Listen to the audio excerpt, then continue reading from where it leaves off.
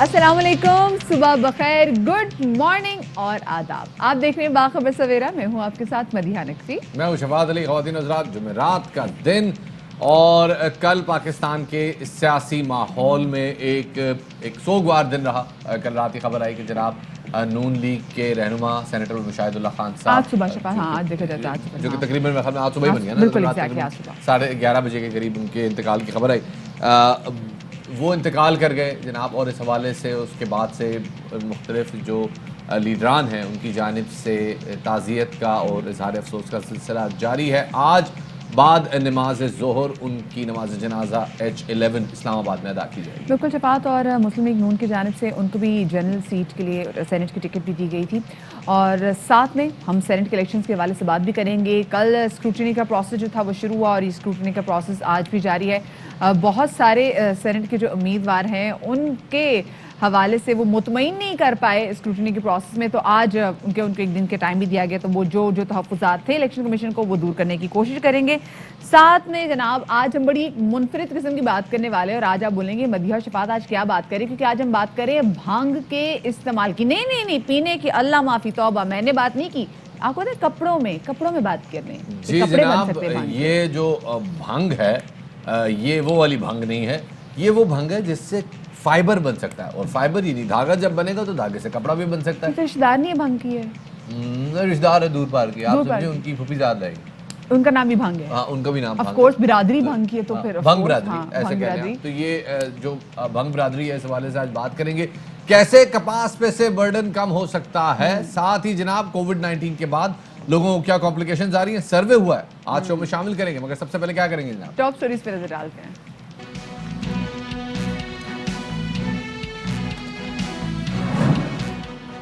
Senate इंतखाबात करीब आते ही सियासी पारा भी चढ़ता जा रहा है।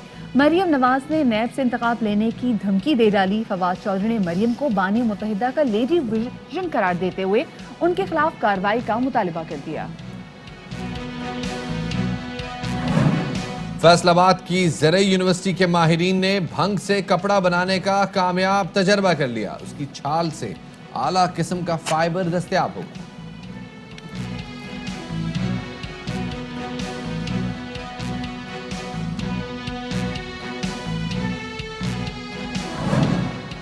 कराची के जनूबी और शर्की जिलों में कोविड-19 के बाद मुख्तलिफ इन्फेक्शन से मुतासरा 2000 अफराद का सर्वे। मुतासरीन में कोरोना से रिकवरी के बाद फेफड़ों का मर्ज, ज़ियाबतीस और दीगर इन्फेक्शंस फैल रहे हैं। पाकिस्तान में अपनी नौइयत का पहला मंसूबा, समंदर में मसनूई रीफ बनाई जा रही है। बलूचिस्तान में जीवनी के साहिल पर बड़े बड़े ब्लॉक समंदर में उतारे जा रहे हैं, जो समंदर में मसनूई रीफ पैदा करेंगे।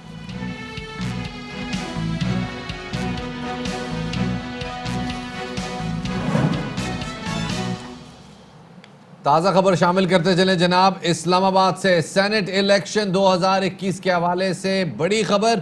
पीडीएम के मुत्तफिका उम्मीदवार यूसुफ रजा गिलानी के कागजात नामजदगी मंजूर हो गए हैं। इस्लामाबाद में रिटर्निंग ऑफिसर ने महफूज फैसला सुना दिया। तहरीक इंसाफ ने, यहाँ आपको बताते चलें कि यूसुफ रजा गिलानी के कागजात को चैलेंज किया था। आपको बताते चलें कि यूसुफ रजा गिलानी को जब वो प्राइम मिनिस्टर थे, उसके बाद वो प्राइम मिनिस्टर से 1 मिनट की सज़ा के बाद उनको सज़ा याफ्ता डिक्लेयर करके उनकी 7 साल की माजूरी भी सामने आई थी, जो कि 2017 में पूरी हो चुकी है। और अब जब तहरीक इंसाफ ने उनके कागजात नामजदगी पे एतराज़ किया, तो उस एतराज़ को मुस्तरद करके यूसुफ रजा गिलानी के कागजात नामजदगी मंजूर कर लिए गए हैं। और अब हम बात करेंगे भंग के हवाले से। अब भंग का नाम सुनकर ही बहुत सारे लोग जो हैं वो कानों को हाथ लगाते हैं कि भाई ये तो एक काइंड ऑफ मशरूब में भी आ जाता है, मुख्तलिफ चीज़ों में भंग का इस्तेमाल किया जाता है जनाब। लोग कहते हैं कि भाई ये कैसी चीज़ है। तो जनाब आपको पता है दुनिया भर में भंग को एज ए मेडिसिन पर्पस भी इस्तेमाल किया जाता है, बड़ा पॉजिटिव तरीके से उसका इस्तेमाल होता है।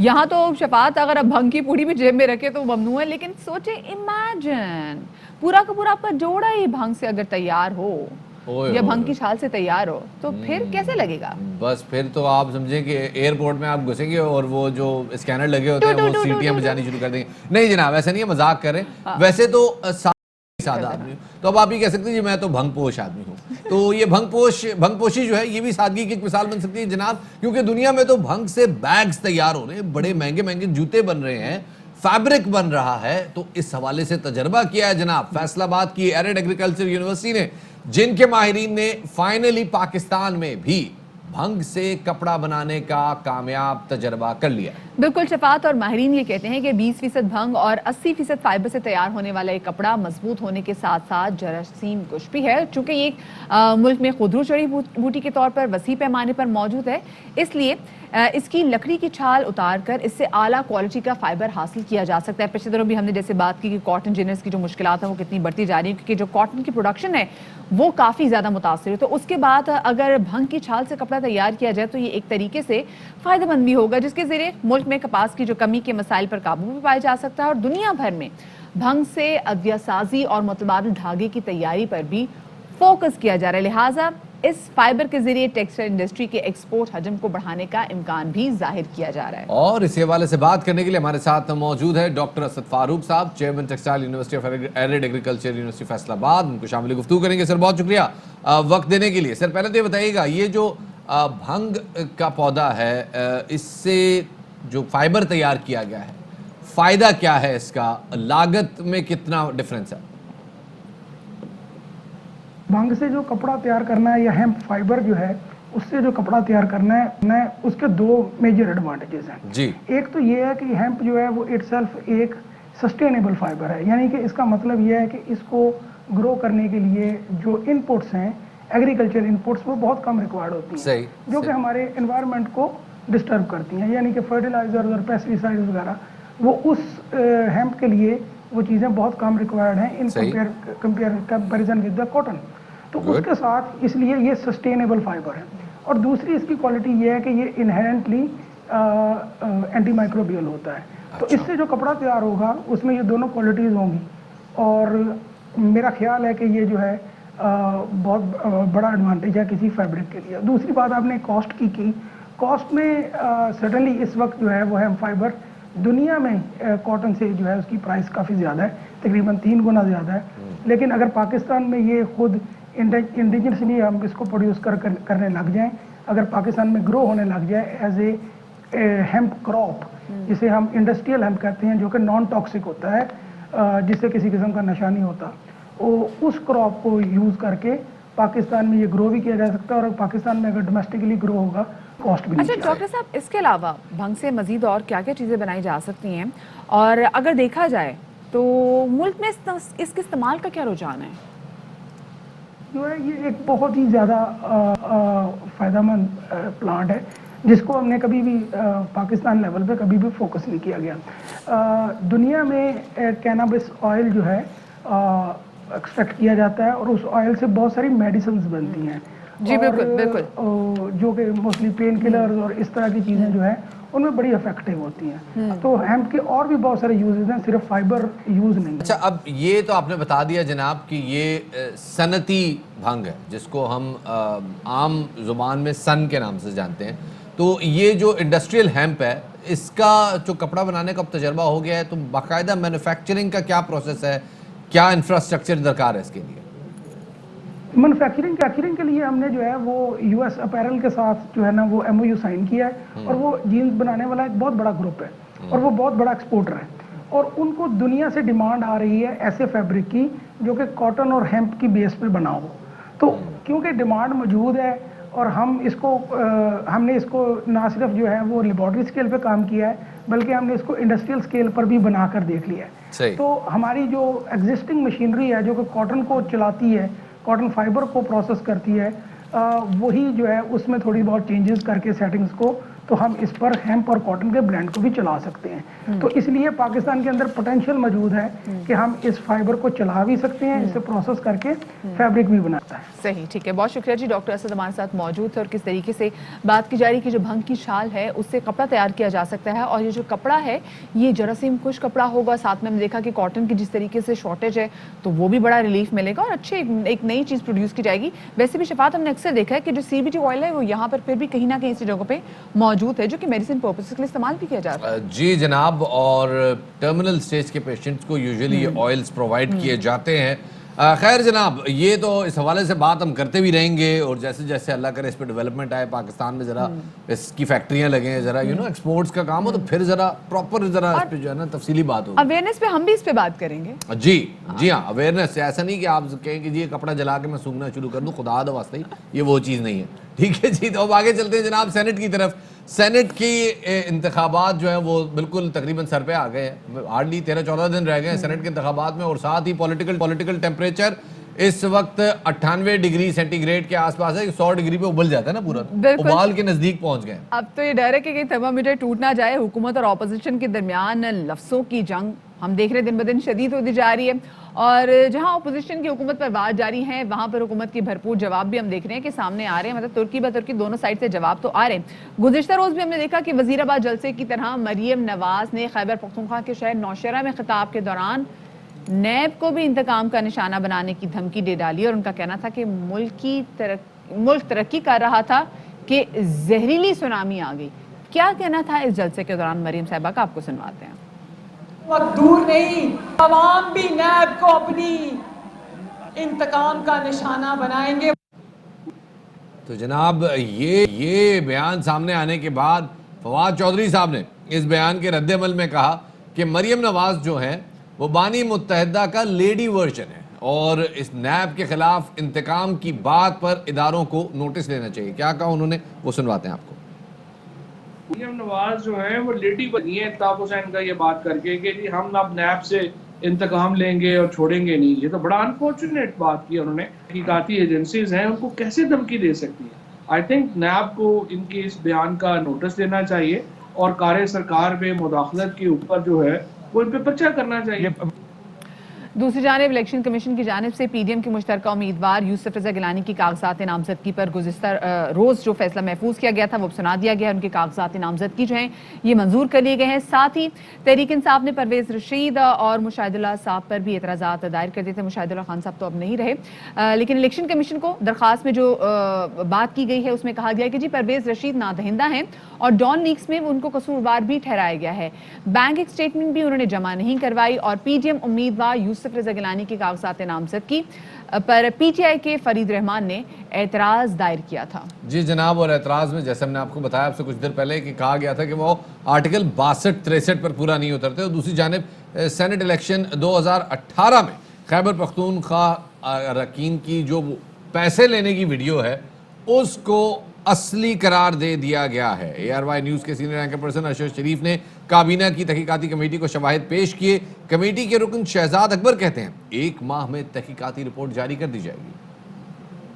کمیٹی کا جو ٹی آرز کے مطابق یہ 1 ماہ کے اندر رپورٹ پیش کرنی ہے. ابھی اس میں کچھ اور ایویڈنس کلیکٹ کرنے کا فیصلہ ہوا ہے. جس کسی کے پاس کوئی بھی انفارمیشن ہو جو اسسٹ کر سکے اس چیز کو جاننے کے لیے کہ یہ کیا معاملہ ہوا تھا, دینے والے کون تھے, بینیفیشری کون تھے, تو وہ بھی کمیٹی کا چونکہ سیکریٹریٹ ہیومن رائٹس منسٹری میں ہے تو وہاں پہ کوئی ایویڈنس بھی بھیج سکتے ہیں, کچھ لکھ کے دے سکتے ہیں, ان پرسن آ سکتے ہیں. آلسو شفاعت, کل کے ارشد شریف صاحب کے شو میں انہوں نے یہ بتایا کہ جب انہوں نے ویڈیوز پیش کی تو انہوں نے وہاں بولا کہ جی ہم اس پر فورنزک جو اس کی تحقیقات وہ نہیں کریں گے, کیونکہ اس ویڈیو میں جو لوگ اب موجود ہیں انہوں نے خود بھی اعتراف کیا کہ جی وہ اس ویڈیو میں موجود تھے. خیر جی, ادھر شاہد خاقان عباسی صاحب یہ کہتے ہیں کہ آئین میں ترمیم کرنی ہے تو پارلیمنٹ میں لائیں. چور دروازے سے ترمیم کی مکمل مخالفت کرتے ہیں. الیکشن کمیشن نے انتخابات شروع ہونے سے پہلے ہی متنازع بنا دیے ہیں. الیکشن کمیشن نے اس الیکشن شروع ہونے سے پہلے متنازع بنا دیا ہے. میں یا راجہ صاحب جو پرپوزر سیکنڈر ہیں وہ یہاں موجود نہ ہوتے 11 بجے تو گیلانی صاحب کے کاغذ ریجیکٹڈ تھے. عذر داخل کرنے والوں کے پاس نہ کاغذ ہے نہ وکیل ہے, ان کو ٹائم دے دیا گیا. پاکستان کے آئین میں ترمیم کا حق صرف پاکستان کی پارلیمنٹ کو ہے, کسی اور کو نہیں ہے. نہ سپریم کورٹ کو ہے, نہ الیکشن کمیشن کو ہے, نہ حکومت کو ہے. کسی چور دروازے سے آئین کو امینڈ کرنے کی کوشش کی ہم مکمل مخالفت کرتے ہیں. تو جناب اس حوالے سے بات کرنے کے لیے ہمارے ساتھ موجود ہیں پیپلز پارٹی کے رہنما لطیف کھوسا صاحب. کھوسا صاحب بہت شکریہ وقت دینے کے لیے, ویری گڈ مارننگ. سر, سپریم کورٹ میں اب جو ہے وہ سنوائی جاری ہے. الیکشن کمیشن سے کہا جا رہا ہے جناب آپ دیکھ رہے ہیں کہ پیسے چل رہے ہیں, آپ دیکھ رہے ہیں کہ جو ہے ووٹ خریدے جا رہے ہیں، تو کیا آپ کریں گے کہ اس چیز کو آپ جو ہے کنٹرول کر سکیں، کوئی ضابطہ اخلاق طے کر سکیں، کوئی ووٹ کو ٹریسیبل کر سکیں؟ الیکشن کمیشن کا ایک ہی جواب آ رہا ہے کہ جی آئین میں جو اس بیلٹ کی تعریف ہے وہ خفیہ بیلٹ ہے، تو خفیہ کا مطلب ہے یہ خفیہ ہی رہے گا. اور ایک بالکل ہم دیکھ رہے ہیں کل جو سپریم کورٹ میں جو سرکاری کارروائی سامنے آئی وہ ہم سب کے سامنے ہے، اس میں الیکشن کمیشن اپنے سٹانس پر ڈٹا ہوا ہے. آپ کو کیا لگتا ہے کہ یہ جو عدالتی کارروائی چل رہی ہے اس پہ آپ کی پارٹی کا کیا موقف ہے؟ دیکھیں ہماری جو یہ ہے کہ اوپن بیلٹنگ ہونی چاہیے. ہمارا ہی یہ 2006 میں میثاق جمہوریت میں ہم نے اس کو کیا تھا کہ اس کی شفافیت کو یقینی بنایا جا سکے، کیونکہ اس پر پہلے بھی بہت اعتراضات تھے. لیکن جس بھونڈے طریقے سے اس حکومت نے یہ جو نہ صرف سپریم کورٹ میں حکومت گئی ہوئی ہے بلکہ انہوں نے ایک آئینی جو ہے ترمیمی بل بھی دے دیا، اور اس بل میں بھی انہوں نے نہ صرف آرٹیکل 226 میں جو ہے ترمیم چاہی ہے بلکہ انہوں نے آرٹیکل 63 میں بھی انہوں نے ترمیم چاہی ہے، جس میں انہوں نے دوہری شہریت کو رکھنے والے کو بھی الیکشن میں لڑنے کی اجازت دی ہے، اور اگر وہ بن جائے تو اس کے بعد وہ شہریت چھوڑے، اور اس سے اگر وہ نہیں بنتا تو پھر واپس چلا جائے. تو یہ ایک مذاق کرنے والی بات تھی، اس لیے کہ پرائم منسٹر صاحب نے اپنے جو ان کے جو ایڈوائزرز ہیں، جو ان کے پولیٹیکل اسسٹنٹس ہیں، جو دوہری شہریت رکھتے ہیں اور غالباً اے ٹی ایم بھی ان کے ہیں، انہوں نے اس کی آڑ میں ان کو بھی بیچ میں جو ہے لانے کی کوشش کی. اور دوسری بات یہ ہے کہ یہ 2.5 سال سے ان کو علم تھا، 2.5 سال سے ان کی حکومت ہے، کیوں نہیں ترمیم لائے؟ اور پھر آپ دیکھیے گا کہ جب لیکن کوثر صاحب اگر دیکھا جا سکے تو چارٹرڈ ڈیموکریسی آپ نے کی جماعت اور نون لیگ کی جماعت کے درمیان ہوا تھا، اس میں بھی بات کی گئی تھی کہ اوپن بیلٹنگ کے حوالے سے کام کیا جائے گا، لیکن سم ہاؤ اس پر تب بھی کام نہیں کیا گیا. اب اگر کام کیا جا رہا ہے تو روڑے بھی اٹکائے جا رہے ہیں، اور حکومت اب اسپیشلی یہ کہہ بھی رہی ہے کہ الیکٹرانک ووٹنگ سمیت مختلف جو انتخابی اصلاحات ہیں وہ کرنا چاہتے ہیں، لیکن اپوزیشن جماعتیں اس کی مخالفت کر رہی ہیں. یہ جو حکومت دعویٰ کر رہی ہے یہ کس حد تک درست ہے؟ کیونکہ اگر اوپن بیلٹنگ ہو جاتی ہے یا الیکٹرانک ووٹنگ بھی ہو جاتی ہے تو آپ کے حق میں بھی بہتر ہے، حکومت کے حق میں بہتر ہے، تمام جماعتوں کے حق میں بہتر ہے. دیکھیں یہ بھی بالکل عبث ہے اور غلط ہے. ہم نے تو جب کہا کہ یہ سلیکٹڈ وزیر اعظم ہے، اور ہم نے کہا کہ یہ 2018 کا الیکشن جو ہے یہ بالکل ناکارہ ہے اور اس پر جو ہے دھاندلی زدہ الیکشن ہے، اور اس پر ہم نے چاہا کہ اس پہ اصلاحات کیجیے گا، الیکٹورل ریفارمز کریں، اور ایک کمیٹی بھی پارلیمان میں بنائی. لیکن 2.5 سال 2.25 سال ہو چلے ہیں کہ اس پہ کوئی کارروائی، ایک نشست نہیں ہوئی اور کوئی تجاویز نہیں ہوئی، کوئی کارروائی نہیں ہوئی. دیکھیں ہر دفعہ الیکشن کے پروسیس پر، ہر دفعہ اس کے نتائج پر جو ہے انگلیاں اٹھتی ہیں. تو الیکشن کی شفافیت یقینی بنانے کے لیے یقیناً اصلاحات ہونی چاہیے، چاہے وہ الیکٹرانک پولنگ کے ذریعے، بیلٹنگ کے ذریعے ہوتی ہے، چاہے وہ کوئی اور ایسا جو ہے انشور کیا جائے جس پر کسی قسم کی دھاندلی نہ ہو، کسی قسم کی انگلی نہ اٹھو، اور تمام شفافیت کو یقینی بنایا جائے. بالکل ہونا چاہیے. لیکن یہ پرائم منسٹر صاحب تو چور ڈاکو کہنے سے تو اعتراض نیچے اترتا ہی نہیں ہے. آپ درست کہہ رہے ہیں کہ صرف جو ہے کیونکہ پیپل جو تحریک انصاف کی حکومت ہے، اگر انہوں نے آئینی ترمیم لانی تھی تو ان کے آلریڈی 2.5 سال ہو چکے ہیں. یہ کام بہت پہلے ہو جانا چاہیے تھا، اور اس کے لیے وپ کرنا چاہیے تھا ووٹس کو اس طرف، اور اپوزیشن کے ساتھ ذرا کو معاملات طے کرنے چاہیے تھے، کیونکہ آبویسلی آئین میں ترمیم کے لیے بڑی اکثریت چاہیے. بہت بہت شکریہ جناب. ہمارے ساتھ لطیف کھوسر صاحب موجود تھے، بتا رہے تھے کہ کیسے آگے بڑھنا ہے انہوں نے سینٹ الیکشن میں. کچھ بات سینٹ تو ہم سارا دن کرتے رہیں گے. ہم چاہ رہے ہیں اپنے شو میں باخبر سویرا میں لوگوں کو تھوڑا بہت موڈ چینج کریں. مطلب ہم آپ کے فیشن کے حوالے سے بات کرتے ہیں، اپنی خوراک کے حوالے سے بات کرتے ہیں. ایک چیز شفاعت جو ہم نے مس کر دی وہ ہے فرنیچر. مطلب گھر کی سجاوٹ کے لیے فرنیچر اچھا ہونا چاہیے، اور اگر فرنیچر چنیوٹی ہو تو جناب کیا ہی بات ہے، کیونکہ دنیا بھر میں جو چنیوٹی فرنیچر ہے نا یہ کافی زیادہ مشہور ہے. جی جناب. اور ہر وہ شخص جو اپنی ثقافت سے جڑا ہے وہ اس فرنیچر کو اپریشیٹ کرتا ہے. کسی نہ کسی شخص کے جو خاص طور پہ ایسے لوگ جو ذرا اپنی فرنیچر کے معاملے میں اپنی ذرا ثقافت سے جڑے ہوئے ہیں نا، وہ چنیوٹی فرنیچر کو اپریشیٹ کرتے ہیں. رپورٹ کر رہے ہیں ہمیں امیر عمر.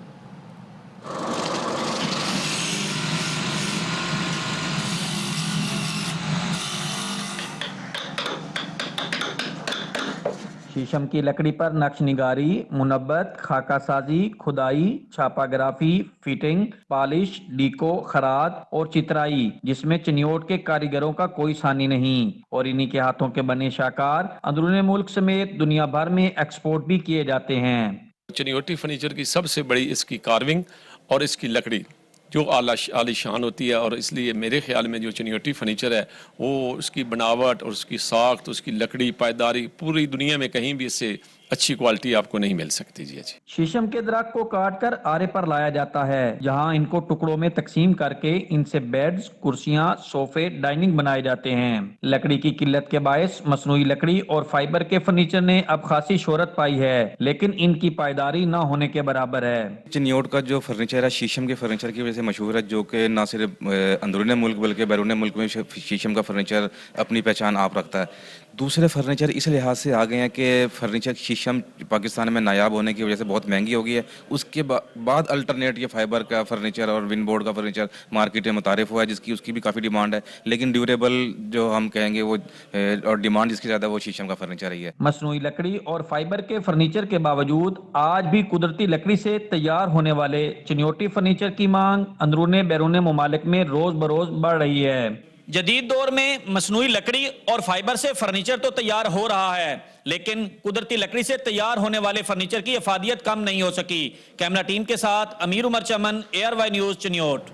बाकी सब ठीक है, भारी बड़ा होता है। भारी बड़ा होता है, और शिफा जब आप इसको ऑर्डर करते ना टाइम बड़ा लगता है, तो आपका घर सूना सूना रह जाता है। तकरीबन चिन्योट का फर्नीचर बनने में जो 1-1.5 महीना आराम से लग जाता है, लेकिन once it's in your home, आपके घर आ जाता है, फिर रहता है, फिर इसको आपसे प्यार हो जाता है और आपको भी से प्यार हो जाता है। हैप्पीली एवर आफ्टर वाला हैप्पीली एवर आफ्टर वाला सीन हो जाता एक है। छोटा सा ब्रेक लेते हैं यहाँ पे। हैप्पीली एवर आफ्टर नहीं हो रहे, थोड़ी देर में आ रहे हैं, चिल करें।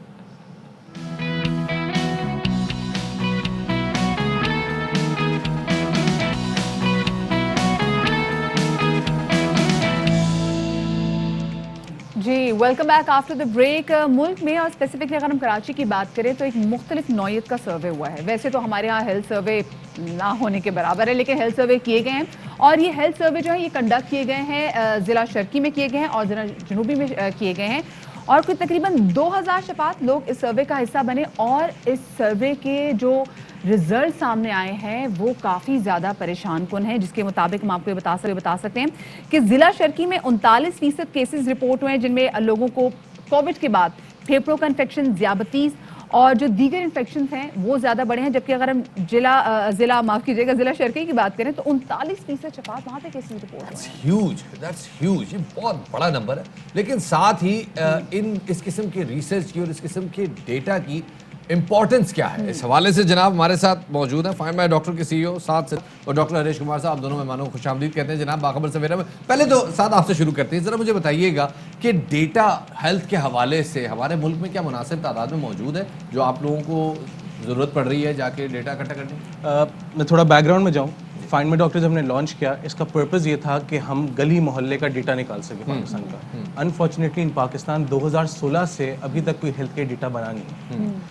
सो जब लॉन्च किया फाइंड माय डॉक्टर, हमारे डॉक्टर्स घर पे जाते हैं, चेकअप करते हैं, तो चेकअप करना जब हमने शुरू किया सो वी नोटिस्ड कि 2020 में कोविड के टाइम पे जब लोग काफ़ी घबरा गए थे हॉस्पिटल जाने से कोविड की वजह से, हमारे डॉक्टर्स की बहुत ज़्यादा डिमांड इंक्रीज़ हुई, घरों पे कॉल्स उनकी ज़्यादा आती थी। तो हमने नोटिस किया कि there are a lot of patients जो कि जिनको रेस्पिरेटरी इश्यूज़ हुए कोविड की वजह से, जिनके अंदर डायबिटीज़ के इश्यूज़ हुए, हाइपरटेंशन के मरीज़ बहुत ज़्यादा निकले इसमें। तो डेटा बड़ा इंपॉर्टेंट था जो कि अनफॉर्चुनेटली पाकिस्तान में अवेलेबल ही नहीं था। सही। ये अब जो डॉक्टर साहब ये जो डेटा है कि हम कह रहे हैं जनाब 40% अफराद जो है उनमें डायबिटीज़ मौजूद है, कुछ 39% अफराद हैं जिनमें कोविड के बाद रेस्पिरेटरी कॉम्प्लिकेशंस आ गई हैं। क्या मतलब है इसका? We are talking about like 1 in 3। देखिए जो हमारा डाटा है वो 70,000 प्लस का था, लेकिन हमने समराइज किया है 70,000 पे लेके आए। Okay, if you talking about district east and south को हमने इसलिए हाईलाइट किया है, हमारे डॉक्टर्स के विजिट वहाँ पे बहुत ज़्यादा हुए। Okay okay. अब हम लोग अगर बीमारी के हिसाब से बात करें, रेस्पिरेटरी 12.4 टोटल मिला पूरे कराची में, which was 44 something in south और 39 इन ईस्ट। रीजन हो सकता है स्मोकिंग ट्रेंड है, कोविड चल रहा था, कोविड का प्राइमरी टारगेट लंग्स होते हैं। ओके। और आपने देखा होगा कि एलर्जी से कोई ताल्लुक तो नहीं हो सकता इसका? हाँ जी हो सकता है। ओके। और देखा होगा एयर पोल्यूशन का जो इंडेक्स है वो भी इनिशियल काफी टॉप अच्छा 10 था, आजकल टॉप 5 में आ गया कराची। तो could be the various region इन सब में। सॉरी, मुझे आपको कट करना पड़ेगा क्योंकि इस मोहम्मद जुबैर जो कि साबिक गवर्नर सिंध है और मुफ्ता इस्माइल जो कि साबिक फाइनेंस मिनिस्टर है वो मीडिया से बात कर रहे हैं। तो इसी से आपको पता चलता है कि पीटीआई की हुकूमत इमरान खान साहब का कितना वो है। और मैं एक और वजाहत भी करना चाहता हूँ क्योंकि ये ज़ाहिर है पॉलिटिकल भी है, क्योंकि फवाद चौधरी और पीटीआई वाले ये घुमाने की कोशिश कर रहे हैं कि और इसको उसी तरह का केस बताने की कोशिश कर रहे हैं जो सादिया अब्बासी और हारून अख्तर के साथ हुआ था। हारून अख्तर और सादिया अब्बासी ने जब नॉमिनेशन पेपर सेनेट के फाइल किए थे तो अपनी नेशनलिटी रिवोक कर चुके थे, सिर्फ कंफर्मेशन नहीं आई थी, और साकिब निसार ने 15 दिन के अंदर अंदर दोनों को फारिग कर दिया था। ये केस मुख्तलिफ है। इसमें जब नॉमिनेशन पेपर्स फाइल किए थे तो उस वक्त रिवोक नहीं की थी। ये केस है फैसल वाडा का। आइए जावेद साहब, बीच में बिस्मिल्लाहिर्रहमानिर्रहीम। मुशाहिदुल्लाह साहब का इंतकाल हुआ है, आज हम सब बहुत गमगीन हैं। बहरहाल पार्टी क़यादत के कहने पे आज यहाँ मौजूद हैं और ये मामलात भी चल रहे हैं।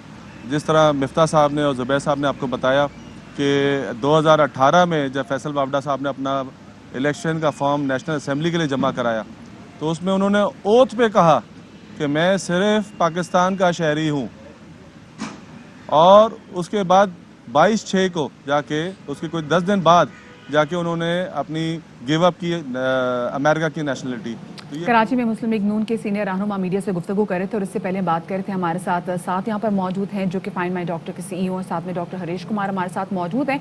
और जो सर्वे किया गया है, कंडक्ट किया गया है ज़िला शर्की और ज़िला जनूबी में, जो उसके रिजल्ट्स आए हैं वो काफ़ी परेशान कुन है। अच्छा, अगर हम रिजल्ट्स के हवाले से बात करें, जो आपने कंडक्ट किया सर्वे, इसमें लोगों की उम्रें क्या थी और कौन सी उम्र के अफराद जो है वो ज़्यादा मुतासिर? अगर हम लंग्स के इन्फेक्शन की बात करते हैं, हम ज़ियाबतीस की बात करते हैं, अगर हम हाइपरटेंशन के मरीजों की बात करते हैं तो डॉक्टर साहब 40+ अगर किसी को डायबिटीज है तो वो ज़्यादा प्रोन हो गया, बिकॉज वो उसका इम्यून सिस्टम थोड़ा वीक है, because he has diabetes. Okay. Respiratory की हम बात करें तो उसके आप देखें from young to old everyone was involve. अगर हम लोग उस तरफ से बात करें कि डायबिटीज क्यों इतना कम था, रेस्पिरेटरी ज़्यादा, डायबिटीज उस वक्त डायग्नोस होगा आपके पास शुगर लेवल्स आएंगे।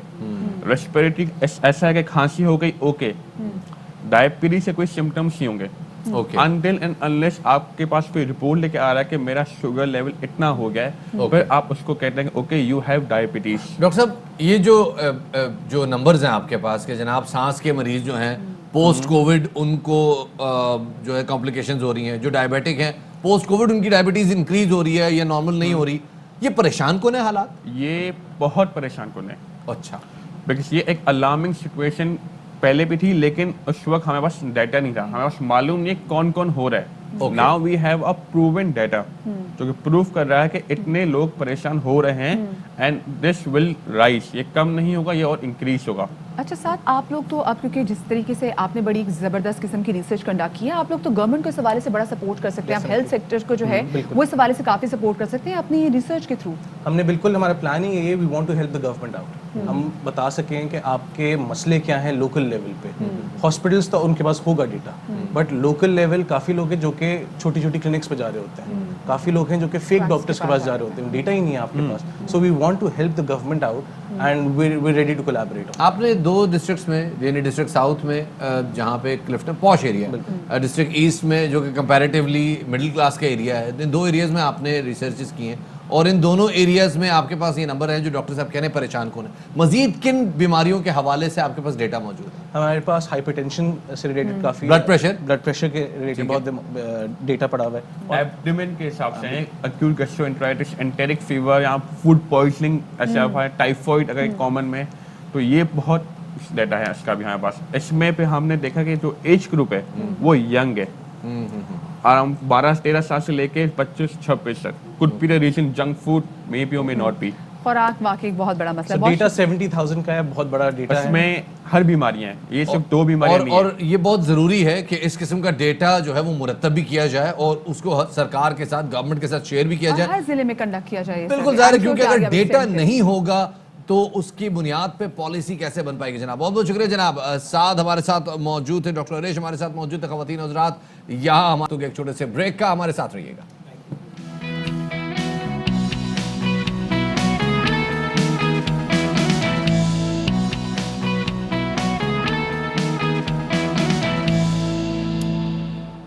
تو جناب بریک کے بعد خوش آمدید کہتے ہیں آپ کو باخبر سویرا میں. بریک پہ جانے سے پہلے ہم آپ کو بتا رہے تھے جناب کہ کراچی کے جو ڈسٹرکٹ ساؤتھ ہے اس میں کووڈ کے بعد سے کمپلیکیشن سب سے زیادہ آئی ہیں, اور یہ بات ایک ڈیٹا سپورٹ کر رہا ہے. پورا ڈیٹا موجود ہے, 70,000 افراد کا ڈیٹا موجود ہے. تو اب آپ کو بتاتے ہیں. اور صاحب سے بات ایک بات چیز میں آپ کو اور بھی بتا دیں کہ ابھی کیونکہ ہماری بریک میں جب ان سے بات چیت ہو رہی تھی, جب ڈاکٹر صاحب ہمارے ساتھ موجود تھے, وہ بتا رہے تھے کہ یہ صرف ضلع شرقی اور جنوبی میں ہی ایک سروے کنڈکٹ نہیں کیا گیا, یہ پورے کراچی میں کیا گیا, لیکن سب سے زیادہ جو کیسز سامنے آئے ہیں وہ ساؤتھ اور ایسٹ سے ہیں. اب کام یہ ہونا ہے کہ ایسا کیوں ہو رہا ہے کہ ساؤتھ میں ایک تو کووڈ کے کیسز بھی بہت زیادہ رپورٹ ہوئے ہیں اور ساتھ میں بیماریاں بھی بہت بڑی ہیں, تو ہم آگے اس سے بات کریں گے. ایگزیکٹلی. لیکن ابھی ہم آگے بڑھیں گے اور ہم ایک اور ذرا مسئلے کے حوالے سے بات کرتے ہیں. ہوتا یہ جناب, جب گھر میں نانیاں, دادیاں, امی, بہنیں, بیویاں آپ کو, یا اکثر میاں حضرات بھی, بھائی بھی, والد صاحب بھی آپ کو پھل کاٹ کے دے رہے ہوتے ہیں شفاعت, تو وہ کیا کرتے ہیں کہ سیب کاٹ رہے ہیں, سیب کاٹا, سیب کا چھلکا بھی اتارا اور آپ کو دے دیا. چیکو آپ کے لیے کاٹ رہے ہیں, وہ بھی آپ کو چھلکا اتارا دے دیا. آڑو وہ بھی کاٹ رہے ہیں, آپ کو دے دیا. پھل پہ میری طرف کیوں اشارہ کرتی ہیں؟ کیونکہ ہو سکتا آپ کو, مجھے نہیں لگتا آپ کسی کو کاٹ کے دیتے ہوں گے, آپ کو کوئی کاٹ کے دیتا ہوگا اس لیے. اچھا, یہ جو آپ نے اس وقت کر دیا, میں اس پہ بہت اوفینڈڈ ہو گیا ہوں. بس میں نہیں بات اوفینڈ ہو گیا, چلیں میں معذرت خواہ, لیکن آپ کے گھر والے خوش ہو گئے ہوں گے میری بات سے, مجھے اتنا معلوم ہے. میں اس بات پہ اوفینڈ ہوں, آپ نے اتنا سچ کیوں بولا, میں اس بات پہ اوفینڈ ہوں. اچھا اور لیکن شفاعت یہاں پر ہوتا یہ کہ ہمیں اتنا آئیڈیا نہیں ہے کہ جو بیسکلی جو ہم اس کا چھلکا جو اتار رہے ہوتے ہیں اس میں غذائیت کہیں زیادہ ہوتی ہے گودے سے, اگر اس کو کمپیئر کرے تو. نہیں تو اس طرح تو مونگ پھلی کے چھلکے میں کوئی غذائیت نہیں ہوتی. میں مونگ پھلی کا چھلکا کھانا شروع غوزے کا بھی آپ کھا لیں, لیکن یہ تو بڑا مشکل ہو جائے گا. اخروٹ کا چھلکا کھایا تو دانت کٹ جائیں گے, یہ تو بڑا مشکل ہو جائے گا. لیکن جن کے چھلکے کام آ سکتے ہیں اور ہمیں نہیں پتا, آج ہم ان کے والے سے بات کریں گے. اور اسی والے سے بات کرنے کے لیے اسٹوڈیوز میں ہمارے ساتھ موجود ہیں طوبہ علی. السلام علیکم طوبہ, ویلکم ٹو باخبر سویرا. طوبہ آپ ابھی ہماری گفتگو سن رہی تھیں, مجھے یہ بتائیں, میں نے کیا جھوٹ بولا؟ ایسا ہوتا ہے نا, ہم اچھے پھل جن میں سب سے زیادہ فائبر ہوتا ہے, غذائیت ہوتی ہے, ان کے چھلکے اتار کے پھینک دیتے ہیں. کون سے پھل ہے جس میں ہم غلطی کرتے ہیں؟ جو ایڈیبل ہم پیل لے سکتے ہیں اس میں جیسے ایپل ہو گیا, امرود ہے, آڑو ہے, ٹھیک ہے. کچھ لوگ آڑو کا بھی چھلکا اتار کے لے لیتے ہیں, ٹھیک ہے. اگر ہم ویجیٹیبلس میں آئیں تو جیسے ٹماٹر ہو گیا, سم ٹائم اس کے بھی ہم اتار کے وہ بچوں کو دے رہے ہوتے ہیں. یا کھیرا ہے, ٹھیک ہے, کھیرا وہ تو ود پیل ہم لے سکتے ہیں, ٹھیک ہے. تو یہ کچھ ویجیٹیبلس ہیں جن کے ایڈیبل پیل ہے اور ہم ان کو کنزیوم کر سکتے ہیں بیکاز ان میں فائبر ہوتا ہے, اور fibre is kind of carbohydrate, ٹھیک ہے, جو ڈائجسٹ نہیں ہوتا بٹ اس کے بہت سارے فائدے ہیں ہمارے مطلب باڈی میں, وہ بہت اچھا ہمارے لیے کام کرتا ہے. جیسے کہ ایک تو فرسٹ جو ہے کانسٹیپیشن ریلیو کرتا ہے, اینڈ سیکنڈلی اس کے علاوہ بہت ویٹ نہیں بڑھنے دیتا موسٹ امپورٹنٹلی, اور جس کی وجہ سے اور بیماریاں جو ہماری ہو جاتی ہیں, بلڈ پریشرز وغیرہ یا کارڈیو ویسکولر ڈیزیزز یا ڈائبٹیز, تو ان سب چیزوں سے ہمیں بچاتا ہے. ہم فروری کا مہینہ کینسر سے آگاہی کے حوالے سے بنا رہے ہیں, تو یہ جو بتائیے آپ نے جن فائبرز کا ذکر کیا, کہا جاتا ہے کینسر سے ریکوری میں فائبر کا بڑا عمل دخل ہے, تو کون سے فائبر جو ہیں وہ اس حوالے سے کنزیوم کیے جا سکتے ہیں؟ اچھا, فروٹس اینڈ ویجیٹیبلس ہیں جو کہ فائبر کا اچھا سورس ہیں. اس کے علاوہ ہول گرینز ہیں, بینز ہیں ہمارے پاس, دالیں ہو گئیں, ٹھیک ہے. اور جیسے ہمارے پاس جو ہے, اگر ہم اس کی روٹی لیں, ہول ویٹ وغیرہ, تو یہ سب چیزیں. میں بہت دیر سے انتظار کر رہا ہوں کہ آپ اسپغول کا نام لیں, کیونکہ میری اماں نے مجھے بچپن میں اتنا اسپغول پلایا ہے کہ لوگوں نے میرا نام اسپغول رکھنا شروع کر دیا تھا. تو کیا اس کا کوئی تعلق ہے فائبر سے؟ وہ فائبر کا سورس ہے, بٹ زیادہ اچھا سورس ہے نا آپ کو ان سب چیزوں سے ملتا ہے, جیسے جو ہمارے فوڈ گروپس ہیں, اور ساتھ میں فلیکس سیڈس وغیرہ ہے, چیا سیڈس آج کل ہیں بہت, اور ڈرائی فروٹس وغیرہ, تو یہ زیادہ اچھا سورس ہے فائبر کے. اچھا, مجھے یہ بتائیں کہ جب اگر ہم جب اسپیسیفکلی اسکن کے حوالے سے بات کریں تو میں چاہوں گی ہم بیج کے حوالے سے بات بھی کریں نا. جیسے ہم کنو وغیرہ کچھ بھی چیز کھا رہے ہوتے ہیں تو ہم اس کے بیج جو ہیں وہ پھینکے جا رہے ہوتے ہیں. ہم تربوز کھا لیں, اس کے بیج ہم کھاتے ہیں. پپیتا آف کورس اس کے بیج میں نہیں کھائے جاتے. جو تو کیا بیج بھی اتنے فائدہ مند ہوتے ہیں جتنی اسکن فائدہ مند ہوتی ہے؟ اچھا, اگین بیج میں بھی فائبر ہوتے ہیں, جیسے خربوزہ, تربوز, ان کے ہم سیڈس لے سکتے ہیں, ٹھیک ہے, امرود کے لے سکتے ہیں, بالکل. تو وہ فائبر کا اچھا سورس ہے. اچھا, اسکن میں یہ ہوتا ہے کہ میں کہوں گی کہ زیادہ افیکٹو یہ ہوگا کہ اگر آپ اس کو کنزیوم کر لیں اس چیز کو. اچھا, فیس پہ تو ہم لگاتے ہیں, بٹ وہ ایک ریمیڈی, ٹیمپرری ریمیڈی ہوتی ہے, ٹھیک ہے, وہ ہم لانگ وے لے کر نہیں چل سکتے. تو اٹس بیٹر کہ ہم اپنی ڈائٹ کو ہی اچھا کر لیں. اور آپ نے اسکن کی ابھی بات کی, تو مجھے بتائیں, بہت ساری خواتین دیکھ رہی ہوں گی, مطلب مرد حضرات بھی کافی زیادہ بیوٹی کانشیس ہوتے ہیں, اور ان کو ہوتا ہے, اور کچھ لوگ کہتے ہیں کہ بھئی ہم ہر چیز استعمال کریں گے, ضائع کوئی چیز نہیں کریں گے, جو کہ بڑی اچھی اپروچ ہے. کنو کھایا چھلکا جس کا, اس کے بعد سکھا کے اس کو اسکن کے لیے استعمال کر لیتے ہیں, وہ تو سب کو پتہ ہے.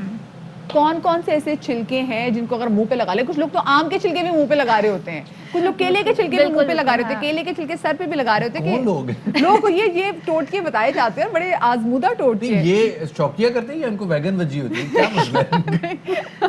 مزید حسین ہونا چاہتے ہیں. تو کون کون سے چھلکے ایسے جو کہ ہماری اسکن کے لیے, کون سی اسکن ہماری اسکن کے لیے اور بالوں کی اسکیلپ کے لیے؟ اچھا, جیسے آپ نے اورنج زیسٹ کا کیا, لیمن زیسٹ ہے, اس کے علاوہ جیسے ٹمیٹوز کے سلائسز رب کر سکتے ہیں, پوٹیٹوز ہو گئے اس کے وہ بھی سلائس, اور کھیرا جس کو ہم آنکھوں پہ رکھتے ہیں کہ ہمارے ڈارک سرکلز ریڈیوس ہو جائیں. یہ ساتھ میں ایڈ کر لیں, یہ نا جن کی ایکنی ہے وہ بھی ٹمیٹو اگر منہ پہ رگڑ دے تو بڑھ جائے گی. بالکل نہیں, کیونکہ دیکھیں کچھ ایسی چیزیں ہوتی ہیں جو ہم ڈاکٹر کے پاس جا کے ہی اس کو کیور کر سکتے ہیں. یہ تو یہ کہ آپ اپنی اسکن کو تھوڑا فریش رکھ لیں, ٹھیک ہے, ڈے ٹو ڈے ہم باہر جا رہے ہوتے ہیں تو ان سب چیزوں کو ہم کر سکتے ہیں, بٹ لانگ وے رن میں ہم یہ نہیں کر سکتے, مطلب کہ ہم اسی پہ ڈیپینڈنٹ ہیں. صبح کہا جاتا ہے جی ناشتے میں آپ فروٹ جوس پیا کریں, تو فروٹ جوس اگر پیئیں گے تو فروٹ ضائع ہو جائے گا, اس گدے کا پھر کیا کریں؟ مطلب فروٹ تو جوس تو نکل آیا, گدے کا پھر کیا کرو؟ اچھا, فروٹ جوسز ویسے ریکمینڈیڈ نہیں ہے بیکاز وہ ویٹ گین کراتے ہیں. یہ کیا کہہ رہی ہیں؟ بالکل فروٹ جوس ریکمینڈیڈ نہیں, کیوں؟ اٹس بیٹر کہ آپ فروٹ کھا لیں, اس میں آپ کو فائبر بھی جا رہا ہے, ٹھیک ہے. یہ آپ نے بالکل ویسی بات کی ہے. میرے ایک ڈاکٹر صاحب تھے, وہ کہتے تھے یار وٹامن سی کی گولی کھانے سے بہتر ہے تم کینو کی پھانک کھا لو. یہ تو بالکل ویسی بات کی آپ. بالکل ایسی ہی بات ہے, ایسی ہی بات ہے. اور اگر جیسے آپ کہہ رہے ہیں کہ گودا رہ جاتا ہے تو آپ اس کو یوگرٹ یا ملک کے ساتھ بلینڈ کر کے لے سکتے ہیں, پلپ کو یوز کر سکتے ہیں, کوئی ایسا مسئلہ نہیں ہے. بٹ زیادہ بیٹر یہ ہوتا ہے کہ آپ فروٹ کریں. بڑی مطلب جی میں ٹیسٹ ازیوم کرنے کی کوشش کر رہا ہوں کہ اگر میں نے دہی کے اندر میں نے کینو کے چھلکے ڈالے ہوئے ہیں, جیسے ہم گاجر کا بھی جب جوس نکالتے ہیں تو اس کے بعد بھی جو رہ جاتا ہے پیچھے سے, ہم اس کو بھی استعمال کر سکتے ہیں, اس کو بھی ایسے کھا سکتے ہیں, کسی چیز میں ڈال سکتے ہیں. آپ ویسے بھی کھا سکتے ہیں, یا اگر کچھ وہ سیلڈ فارم میں لینا چاہیں تو کر سکتے ہیں. اچھا, مجھے تھوڑا سا یہ بتائیے گا کہ سبزیوں کی صفائی کے نام پہ ان بیچاریوں کی بہت زیادہ جو ہے نا وہ صفائی ہو جاتی ہے, تو اس کا پھر کیا ہو سکتا ہے؟ خاص طور پہ جیسے بھی بات ہو رہی تھی کہ جناب گاجر کا جوس نکالا جاتا ہے تو اس گاجر کا بھی بیچارہ گودا رہ جاتا ہے, اس کا پھر کیا کر سکتے ہیں؟ حلوہ بن سکتا ہے, ویسے میں سوچ رہی ہوں ایک دم سے حلوہ بھی بن سکتا ہے. ہو سکتا ہے, ہو سکتا ہے. اچھا, چھلکے وہی والی بات, کچھ ایڈیبل ہیں چیزیں تو آپ وہ لے سکتے ہیں, جو ایڈیبل ہے وہ کھا لیں. کیا جاتا ہے شفاعت آپ کا, کھا لیں. آپ کیوں اتنا زیادہ سوچ رہے ہیں؟ مجھے مسئلہ صرف جو جوسر کی آواز ہوتی کتاب لکھنے والے اس پہ, مجھے صرف جوسر کی آواز سے پرابلم ہے. وہ چلو تو جیسی آپ گاجر وہ عجیب سی ایک ٹارچر ہوتی ہے, مجھے نہیں برداشت ہوتی. مطلب فائبر وغیرہ باقی اور کوئی ایشو نہیں تھا, مجھے جوسر کی آواز ہوتی نا وہ تنگ کر رہی تھی. بہت شکریہ جی, تم ہمارے ساتھ موجود تھی, اور آپ نے اتنے ایسے گہرائی میں جا کے غوطہ کھا کے سوال پوچھے کہ ہلکی سی میری بھی ڈبکی لگی گاجروں کے جوس. نہیں, میں جینوئن کنسرن ہے یار, ایسی کیا بات ہے. اور واقعی جناب وہ تمام افراد جو جوس پہ زیادہ فوکس کر رہے ہیں, جی جوس نہیں, پورا فروٹ جو ہے وہ کنزیوم کرنا بہت ضروری ہے. جیسے کہ ہمارے ساتھ نیوٹریشن موجود تھی, نیوٹریشنسٹ موجود تھی طوبیٰ علی صاحبہ, اور وہ بات کر رہی تھی اس حوالے سے. تو جناب آگے بڑھتے ہیں اور اب آپ کو لے کے جاتے ہیں بلوچستان کی ساحلی پٹی پر, جہاں پر بن چکا ہے ایک دریافت ہوا ہے, بلکہ جیسے واسکو ڈے گاما نے کوئی ایک دوسرا جو ہے نا بر اعظم دریافت کیا تھا, لوگوں نے اسے بر صغیر کا نام دیا. اسی طرح جناب فخر عالم صاحب نے ایک کرکٹ اسٹیڈیم دریافت کیا تھوڑے عرصے پہلے, جو آئی سی سی کو لگا بڑا اچھا ہے. تو بر صغیر کا نام نہیں ہوتا, کیا آپ نے امریکہ سے بر صغیر کی طرف چھلانگ ماری. خیر, لیکن جناب ہم نے دیکھا ہے کہ جی پہلی بار ایسا ہو رہا ہے کہ مصنوعی جو ریف ہے وہ بنائی جا رہی ہے پاکستان میں. بلوچستان میں چکنی کے ساحل پر بڑے بڑے بلاکس جو ہیں یہ سمندر میں اتارے جا رہے ہیں, اور یہ بلاکس سمندر میں باغیچے کا کام کریں گے. یہ کیسے ہوگا, یہ جناب آپ کے ساتھ ہم یہ مناظر بھی شیئر کرتے ہیں, اور اسی والے سے بات کریں گے. ڈاکٹر محمد معظم خان صاحب ہمارے ساتھ موجود ہیں, کہ جو کہ WWF ایڈوائزر بھی ہیں. تو ان سے جانیں گے جناب کہ جو ریف ہیں, یہ جو بلاکس ہیں مصنوعی بلاکس, یہ کس طریقے سے کام کریں گے. السلام علیکم جی معظم صاحب, بہت شکریہ آپ کا کہ آپ نے باخبر سویرا کو وقت دیا. معظم صاحب میں چاہوں گی بہت ہی آسان الفاظ میں جو ہمارے ناظرین ہمیں دیکھ رہے ہیں ان کو سمجھائیے کہ یہ ریف کیا ہیں, یہ مصنوعی بلاکس کیا ہیں جو کہ ہم پانی میں اتارے ہیں, ان کا مقصد کیا ہے. ایسا ہے کہ جو مچھلیاں ہیں ان میں ایک خاص ہیبٹ یہ ہوتی ہے کہ وہ سالڈ سبسٹریٹس کی طرف اٹریکٹ ہوتی ہیں. اسی لیے راکی ایریاز میں, کورل ریفز کے علاقے میں, یا جہاں پر بھی سمندر میں چٹانیں ہیں وہاں مچھلیاں بہت زیادہ ہوتی ہیں. تو جن علاقوں میں باٹم وہاں پر اتنا کوئی فیچر لیس ہو, اس میں کوئی خاص چیز نہیں ہو, تو وہاں پر ان کے لیے یہ آرٹیفیشل ہیبیٹاٹ بنا دی جاتی ہے. تو یہ آرٹیفیشل ہیبیٹاٹ میں وہ تمام چیزیں شامل ہو جاتی ہیں जो कि एक नेचुरल रीफ में मिलती हैं, लिहाजा मछलियां उसमें अट्रैक्ट होते आती हैं, लिहाजा माहीगीर उसका बड़ी आसानी से बजाय दूर जाने के वहीं से शिकार कर सकते हैं। तो इसको आमतौर पर भी कहा जाता है कि fish at your door step, आपके दरवाजे पे मछली अवेलेबल है। तो यानी जीवानी शहर से तकरीबन 10 किलोमीटर के फासले पर है और 4 किलोमीटर स्क्वायर के इलाके में ये तकरीबन 330 ब्लॉक्स डाले गए हैं, जो एक ब्लॉक का वजन 1.5 टन के करीब है। तो ये उस इलाके में एक आर्टिफिशियल इन्वायरमेंट क्रिएट करेगा जिसमें तमाम किस्म के जानवर मौजूद होंगे। अच्छा, मोहतरम साहब, ये जो आप बात बता रहे हैं, हम देखते हैं कि दुनिया में टूरिज्म को, इनफैक्ट वाटर टूरिज्म को प्रमोट करने के लिए समंदर में बीचों बीच ले जाके कश्तियां डबो दी जाती हैं कि इनमें कोरल रीफ्स उगेंगे। क्या वो भी इसी पर्पस के लिए? और अगर ऐसा है तो क्या हम भी अपने साहिली इलाकों में ऐसा प्रमोट कर सकते हैं? वो भी हम कर सकते हैं, लेकिन सबसे बेस्ट होता है कि ये आइडियली बनाकर अगर आप ब्लॉक डालेंगे तो आप अपने कंट्रोल में डाल सकते हैं। मसलन अगर आपने एक बहरी जहाज को डुबा दिया तो बहरी जहाज जो डूबेगा तो उसकी वजह से वो हैबिटाट कंट्रोल नहीं होगी, उसमें लीचिंग आउट होगी, कुछ जहरीली मादे भी होंगे, लेकिन जो सीमेंट के ब्लॉक होते हैं उनसे किसी किस्म का पोल्यूशन नहीं होगा। अच्छा। और यहाँ पर इन ब्लॉक डालने का एक मकसद और भी है कि जो कुछ ट्रॉलर्स यहाँ पर आकर फिशिंग करते हैं तो ये उनकी राह में रुकावट होंगे, जब वो ये डालेंगे तो उनकी जाल इसमें फंस जाएंगे। सही, जैसे अभी आपने सर ये बात की ना, तो इससे हम इस हवाले से बात भी करेंगे कि बहुत सारे आबी हाथी गैर कानूनी तौर पर शिकार भी किए जाते हैं। तो जब ये तमाम तो चीज़ें होती हैं तो कितना बड़ा नुकसान पहुँचता है? यकीनन कोरल रीफ्स और ये इस किस्म के रीफ्स पर गैर कानूनी शिकार को भी बड़ी आसानी से कंट्रोल किया जा सकता है, क्योंकि पहली बात तो है कि ये शहर के करीब है और जो इदारे इसके तहफ़्फ़ुज़ के लिए हैं उनको इसको एक्सेस करना और यहाँ से इन रीफ की मॉनिटरिंग करना खासा आसान है बनिस्बत खुले समुद्र में जाके किसी पर्टिकुलर एरिया को करना। तो ये इलीगल फिशिंग को रोकता भी है और इलीगल फिशिंग को कंट्रोल भी किया जा सकता है यहाँ पर। सर, यहाँ पे ये भी सवाल पैदा होता है कि कोरल रीफ जो ऑलरेडी मौजूद हैं उनकी भी जो है कंजर्वेशन बड़ी ज़रूरी है। इस हवाले से हम देखते हैं कि वो ज़रा टूरिज्म से कम लोगों में इतना शऊर तो पैदा होना शुरू है, लेकिन समंदर की ज़िंदगी का ख्याल नहीं रखा जा रहा। उसी तरह पोल्यूटेड पानी, गंदे नाले समंदर में खुले छोड़े जा रहे हैं, कोई ट्रीटमेंट का सवाल नहीं हो रहा। इस हवाले से ज़रा बताइएगा, क्या कोई हुकूमती मनसूबा ज़ेर गौर है? जी, यकीनन बहुत सारी एक्टिविटीज़ हो रही हैं। मसलन अगर मैं जीवानी ही बलूचिस्तान के सिलसिले में बताऊं तो ये जहाँ पे कोरल रीफ बनाई गई है, ये आर्टिफिशियल रीफ बनाई है, इस इलाके में समुद्र के किनारे प्लास्टिक फेंका जाता था, लेकिन अब उसको कंट्रोल कर लिया गया। कराची शहर में हम तकरीबन 500 मिलियन गैलन पानी समुद्र में रोज़ाना डालते हैं। इसके कंट्रोल के लिए सिंध गवर्नमेंट, फेडरल गवर्नमेंट और KPT ने मिलकर एक प्रोजेक्ट का आगाज़ किया जिसे S3 कहते हैं। इसी तरह सॉलिड वेस्ट की प्रॉपर मैनेजमेंट के लिए कोशिश की जा रही है। हालांकि इतने बड़े मेगालो सिटी में ये करना काम काफ़ी मुश्किल है, लेकिन इसके बावजूद भी मुख्तलिफ इदारे काम कर रहे हैं। तो ये हालात इतने अच्छे नहीं हैं क्योंकि लोगों में अवेयरनेस नहीं है, लेकिन ख़ासतौर पर कोरल रीफ के ज़िमन में ये बात है कि जो लोग कोरल रीफ के इलाके में टूरिज्म के लिए जाते हैं वो बड़े केयरफुल होते हैं। थोड़ी बहुत तो कुछ चले थोड़ा ही सही, लेकिन शऊर आ रहा है आहिस्ता आहिस्ता। हालात अच्छे नहीं लेकिन अच्छे हो जाएंगे, ट्रेंड सेट हो गया। बहुत शुक्रिया जनाब, हमारे साथ मौज़म साहब मौजूद थे, WWF से बात कर रहे थे हम कोरल रीफ्स के हवाले से। लेकिन अब वक्त हो गया एक छोटे से ब्रेक का। बिल्कुल जी, ब्रेक के बाद हाजिर होते हैं, हमारे साथ रहिएगा।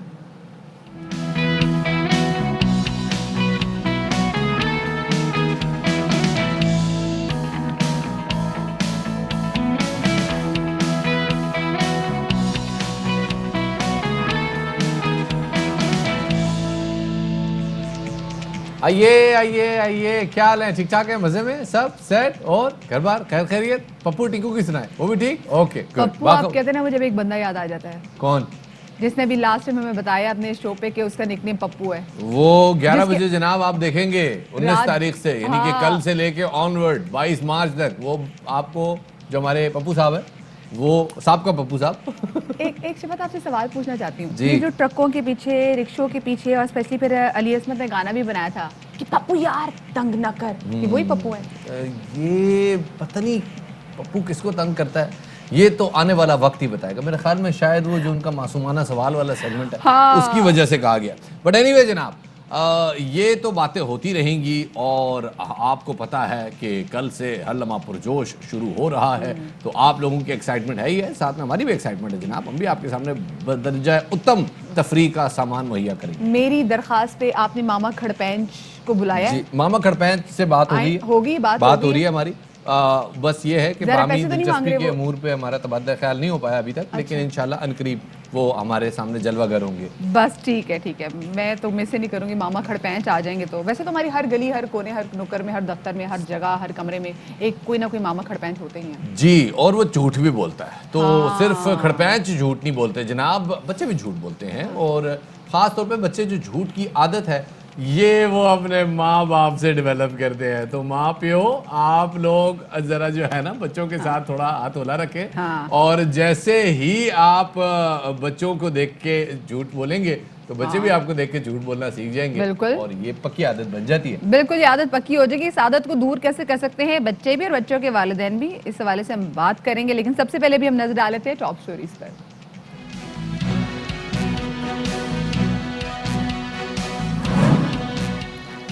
96% بچے جھوٹ بولتے ہیں. ایک ریسرچ کے مطابق 4 سال کا بچہ اوسطاً ہر 2 گھنٹے میں جھوٹ بولتا ہے اور 6 سال کا بچہ ہر گھنٹے میں جھوٹ بولتا ہے. بچوں کو جھوٹ بولنے سے کیسے روکیں؟ آج کا سیگمنٹ والدین کے لیے بے حد دلچسپ ہے. نیا نصاب تیار، کتابیں کب چھپیں گی؟ پنجاب میں معاملہ الجھ گیا، نجی پبلشرز اور پنجاب ٹیکسٹ بک بورڈ میں ٹھن گئی، نقصان بچوں کو نہ اٹھانا پڑے.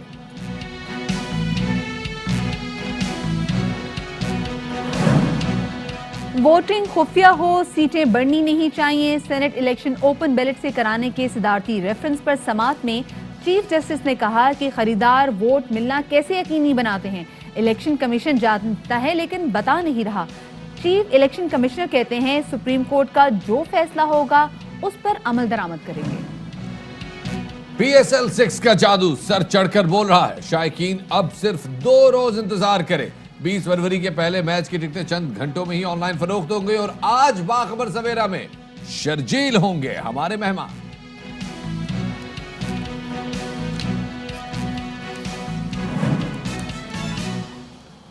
تو جناب سینٹ الیکشن اوپن بیلٹ سے کرانے سے متعلق جو صدارتی ریفرنس الیکشن کمیشن میں ہے اس میں سپریم کورٹ میں جواب جمع قرار دیا گیا ہے جناب، اور الیکشن کمیشن کا کہنا ہے کہ ووٹ خفیہ ہی رہے گا کیونکہ کانسٹیٹیوشن میں لکھا ہے، اور اگر ووٹ میں کوئی اس معاملے میں تبدیلی کرنی ہے تو آپ کو کانسٹیٹیوشنل امینڈمنٹ کا سہارا لینا پڑے گا. بالکل شفاعت، ووٹ دیکھنے کے لیے آرٹیکل 226 میں ترمیم کرنا ہوگی، اور چیف جسٹس سپریم کورٹ نے ریمارکس دیے ہیں کہ ووٹنگ بے شک خفیہ ہو مگر سیٹیں اتنی ہی ہونی چاہیے جتنی بنتی ہیں. پورے ملک کی قسمت الیکشن کمیشن کے ہاتھ میں ہے. چیف جسٹس نے کہا کہ پیسے دینے والوں کے پاس کوئی سسٹم تو ہے کہ معلوم ہوتا ہے کہ بکنے والا ووٹ دے گا یا نہیں. الیکشن کمیشن کو معلوم ہے لیکن ہمیں بتا نہیں رہے. جسٹس اعجاز الاحسن نے کہا ہے کہ ووٹ ہمیشہ کے لیے خفیہ نہیں رہ سکتا. قیامت تک ووٹ خفیہ رہنا آئین میں ہے نہ عدالتی فیصلوں میں. جناب اس حوالے سے جو جسٹس یحییٰ آفریدی ہیں ان کا ایک کمنٹ آیا اور انہوں نے ریمارک دیا کہ اگر اتنا ہی پریڈکٹیبل ہے کہ جناب جس کے ہاؤس میں جتنی پوزیشن ہے اس حساب سے اس کی سینٹ میں نمائندگی ہونی چاہیے تو پھر تو الیکشن کی ضرورت ہی نہیں، which was a very pertinent point. تو وہ پوائنٹ ریز ہوا ہے. اب دیکھتے ہیں جناب اس پہ کورٹ کیا آگے پیش رفت کرتی ہے، کیسے چلتی ہے جناب. لیکن جناب اگر صوبائی تناسب سے دیکھا جائے تو اس وقت جو ظاہر ہے جو بھی یا کبھی بھی جو بھی حکومتی اتحاد ہوگا اس کو ہمیشہ اکثریت حاصل رہے گی. تو وہ جو ووٹ کا خفیہ والا جو عنصر ہے نا وہ خفیہ کی ڈیفینیشن وہ اب یہاں پہ ڈیفائن کرنی بڑی ضروری ہے. دیکھیں بیسکلی شفاعت، جو سینٹ کے قیام کا مقصد یہی تھا کہ جو چھوٹی جو جماعتیں ہیں ان کا نمائندہ کوئی نہ کوئی سینٹ تک پہنچے، لیکن سمہاؤ ہوتا یہ ہے کہ جو بڑی جماعتیں ہوتی ہیں وہ چھوٹی جماعت کے ایم پی ایس کو خرید لیتی ہیں، جس کی ووٹ خرید لیتی ہیں، اور پورا آپ ایک طریقے سے عوام کے ساتھ دھوکہ کر رہے ہوتے ہیں. یہ صرف آپ ایم پی ایس تک کی آپ کی سوداگری جو ہے وہ نہیں رہتی، یہ عوام تک یہ ساری کرپشن جاتی ہے. اور ساتھ میں شفاعت جو پارٹی اپنا ایم پی اے آلریڈی بٹھا رہی ہوتی ہے صوبائی اسمبلی میں ان کا حق بنتا ہے کہ وہ ایم پی اے جس کو وہ ٹکٹ دے رہے ہیں، جن کو وہ الیکشن لڑوا رہے ہیں، جن پہ وہ اتنا اعتماد کر رہے ہیں، وہ سینٹ کے الیکشن میں ووٹ کس کو دے رہے ہیں، یہ تو پارٹیز کا بھی جاننے کا حق بنتا ہے نا. یہ حق بنتا ہے. اٹارنی جنرل نے جناب کل عدالتی سماعت میں کہا کہ الیکشن کمیشن کو نیند سے جاگنا ہوگا. ریاستی ادارے الیکشن کمیشن کی بات کے پابند ہیں. بیلٹ پیپرز پر ایک بار کوڈ لکھا جا سکتا ہے جو کہ صرف الیکشن کمیشن پڑھ سکے. چیف جسٹس سپریم کورٹ نے مسلم لیگ نون کے وکیل کو آج عدالت میں پیش ہونے کی ہدایت کی ہے. تو اس حوالے سے بات کرنے کے لیے ہمارے ساتھ موجود ہیں سابق سیکرٹری الیکشن کمیشن جناب کنور دلچاپ صاحب. ان کو شامل گفتگو کریں گے. سر بہت شکریہ وقت دینے کے لیے. سر پہلے تو یہ بتائیے گا کہ وہ سپریم کورٹ کہہ رہی ہے کہ کسی جماعت کو اگر کم نشستیں ملتی ہیں تو اس کا ذمہ دار الیکشن کمیشن ہوگا. یہ بات جو ہے ڈیفینیٹلی الیکشن کمیشن کے اوپر بہت بڑی ذمہ داری ڈال دی گئی ہے, بڑا امتحان پڑ گیا ان کے لیے. آپ کیا کہتے ہیں؟ دراصل معاملہ یہ ہے کہ ہمارے آنریبل ہماری عدالت عظمیٰ نے جو یہ سوال اٹھایا ہے جی, اس میں الیکشن کمیشن میں پاکستان کی تو کوئی ذمہ داری عائد نہیں ہوتی. وہ تو زہر ہے. اس کے بعد جو بیلٹ پیپر اس کے ہاتھ میں آ گیا, صحیح پولنگ سٹیشن جو ہے ہماری قومی و صوبائی اسمبلی کا ایڈیٹوریم بنتا ہے, ہال بنتا ہے, تو اس میں تو یہ رشتہ تعلق جو ہے وہ اس کا ووٹرز کا اور جو امیدوار ہے اس کے درمیان ہے. تو الیکشن کمیشن پاکستان کا تو ایسا کوئی تعلق نہیں ہے کہ آپ کو نشستیں کم ملی. اس کا تو مطلب یہ ہوا کہ جو قومی اسمبلی و صوبائی اسمبلی کے جو انتخابات ہوتے ہیں تو بہت سی بڑی بڑی پاکستان کی جو قومی جماعتیں ہیں ان کو چند ووٹ ملتے ہیں, چند سیٹیں ملتی ہیں. اس کی سب سے بڑی مثال یہی ہم کہہ سکتے ہیں کہ ابھی 2018 کے الیکشن میں بڑی بڑی سیاسی جماعتوں کی برج الٹ گئے. تو یہ تو معاملہ نہیں ہوتا رہے کہ آپ کو کم نشستیں ملی تو الیکشن کمیشن ذمہ دار ہے. الیکشن کمیشن پاکستان نے پولنگ سٹیشن کا انتظام کر دیا, قومی صوبائی اسمبلی کی لسٹ جاری کر دی.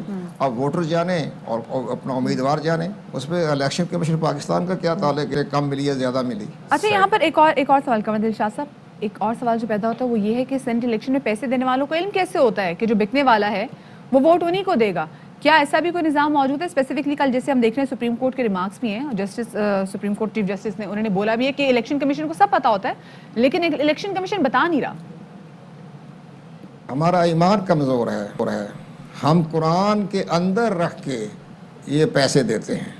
آپ یقین جانیں کہ ایسی ایسی خبریں ہمیں ملتی تھی غیر سرکاری ذرائع سے, تو ظاہر ہے ہم اس کے کوئی چشمدید گواہ تو نہیں بنتے, لیکن جو خبریں آ رہی تھی, میں نے خود بلوچستان میں میں رہا ہوں الیکشن کمیشنر, وہاں بھی اس طرح کی حرکتیں ہوتی تھی. لیکن وہ کہتے تھے جی ہم نے تو قرآن کے اندر اپنی اماؤنٹ رکھ کے پاؤنڈ یا ڈالر وہ اس کو پیش کر دیے, اب اس کا ایمان جانے. اسی طرح آپ یقین جانیں کہ 1988 میں جب انتخابات ہوتے خواتین کی خاص نشستوں پر, تو ایک خاتون نشست کے لیے اس کو ایک ووٹ کی ضرورت تھی, تو ایک جماعت کے امیدوار, ایک جماعت کے ووٹر نے اسے بھاری رقوم حاصل کی. ہماری خبر کے مطابق, اطلاع کے مطابق اس زمانے میں 1988 میں 30 لاکھ روپے لیے, اور اس نے یہ بہانہ کیا کہ چونکہ مجھے نظر نہیں آتا, میری آنکھوں پہ موتیا اترایا ہے, تو میں کسی کو اسسٹنٹ جو ہے اس کو ساتھ لے جا کے میں اپنا ووٹ کاسٹ کروں. تو آپ یقین جانیں کہ بڑا تاریخی ہے. ہم نے خود اس پر انکوائری کی ہے.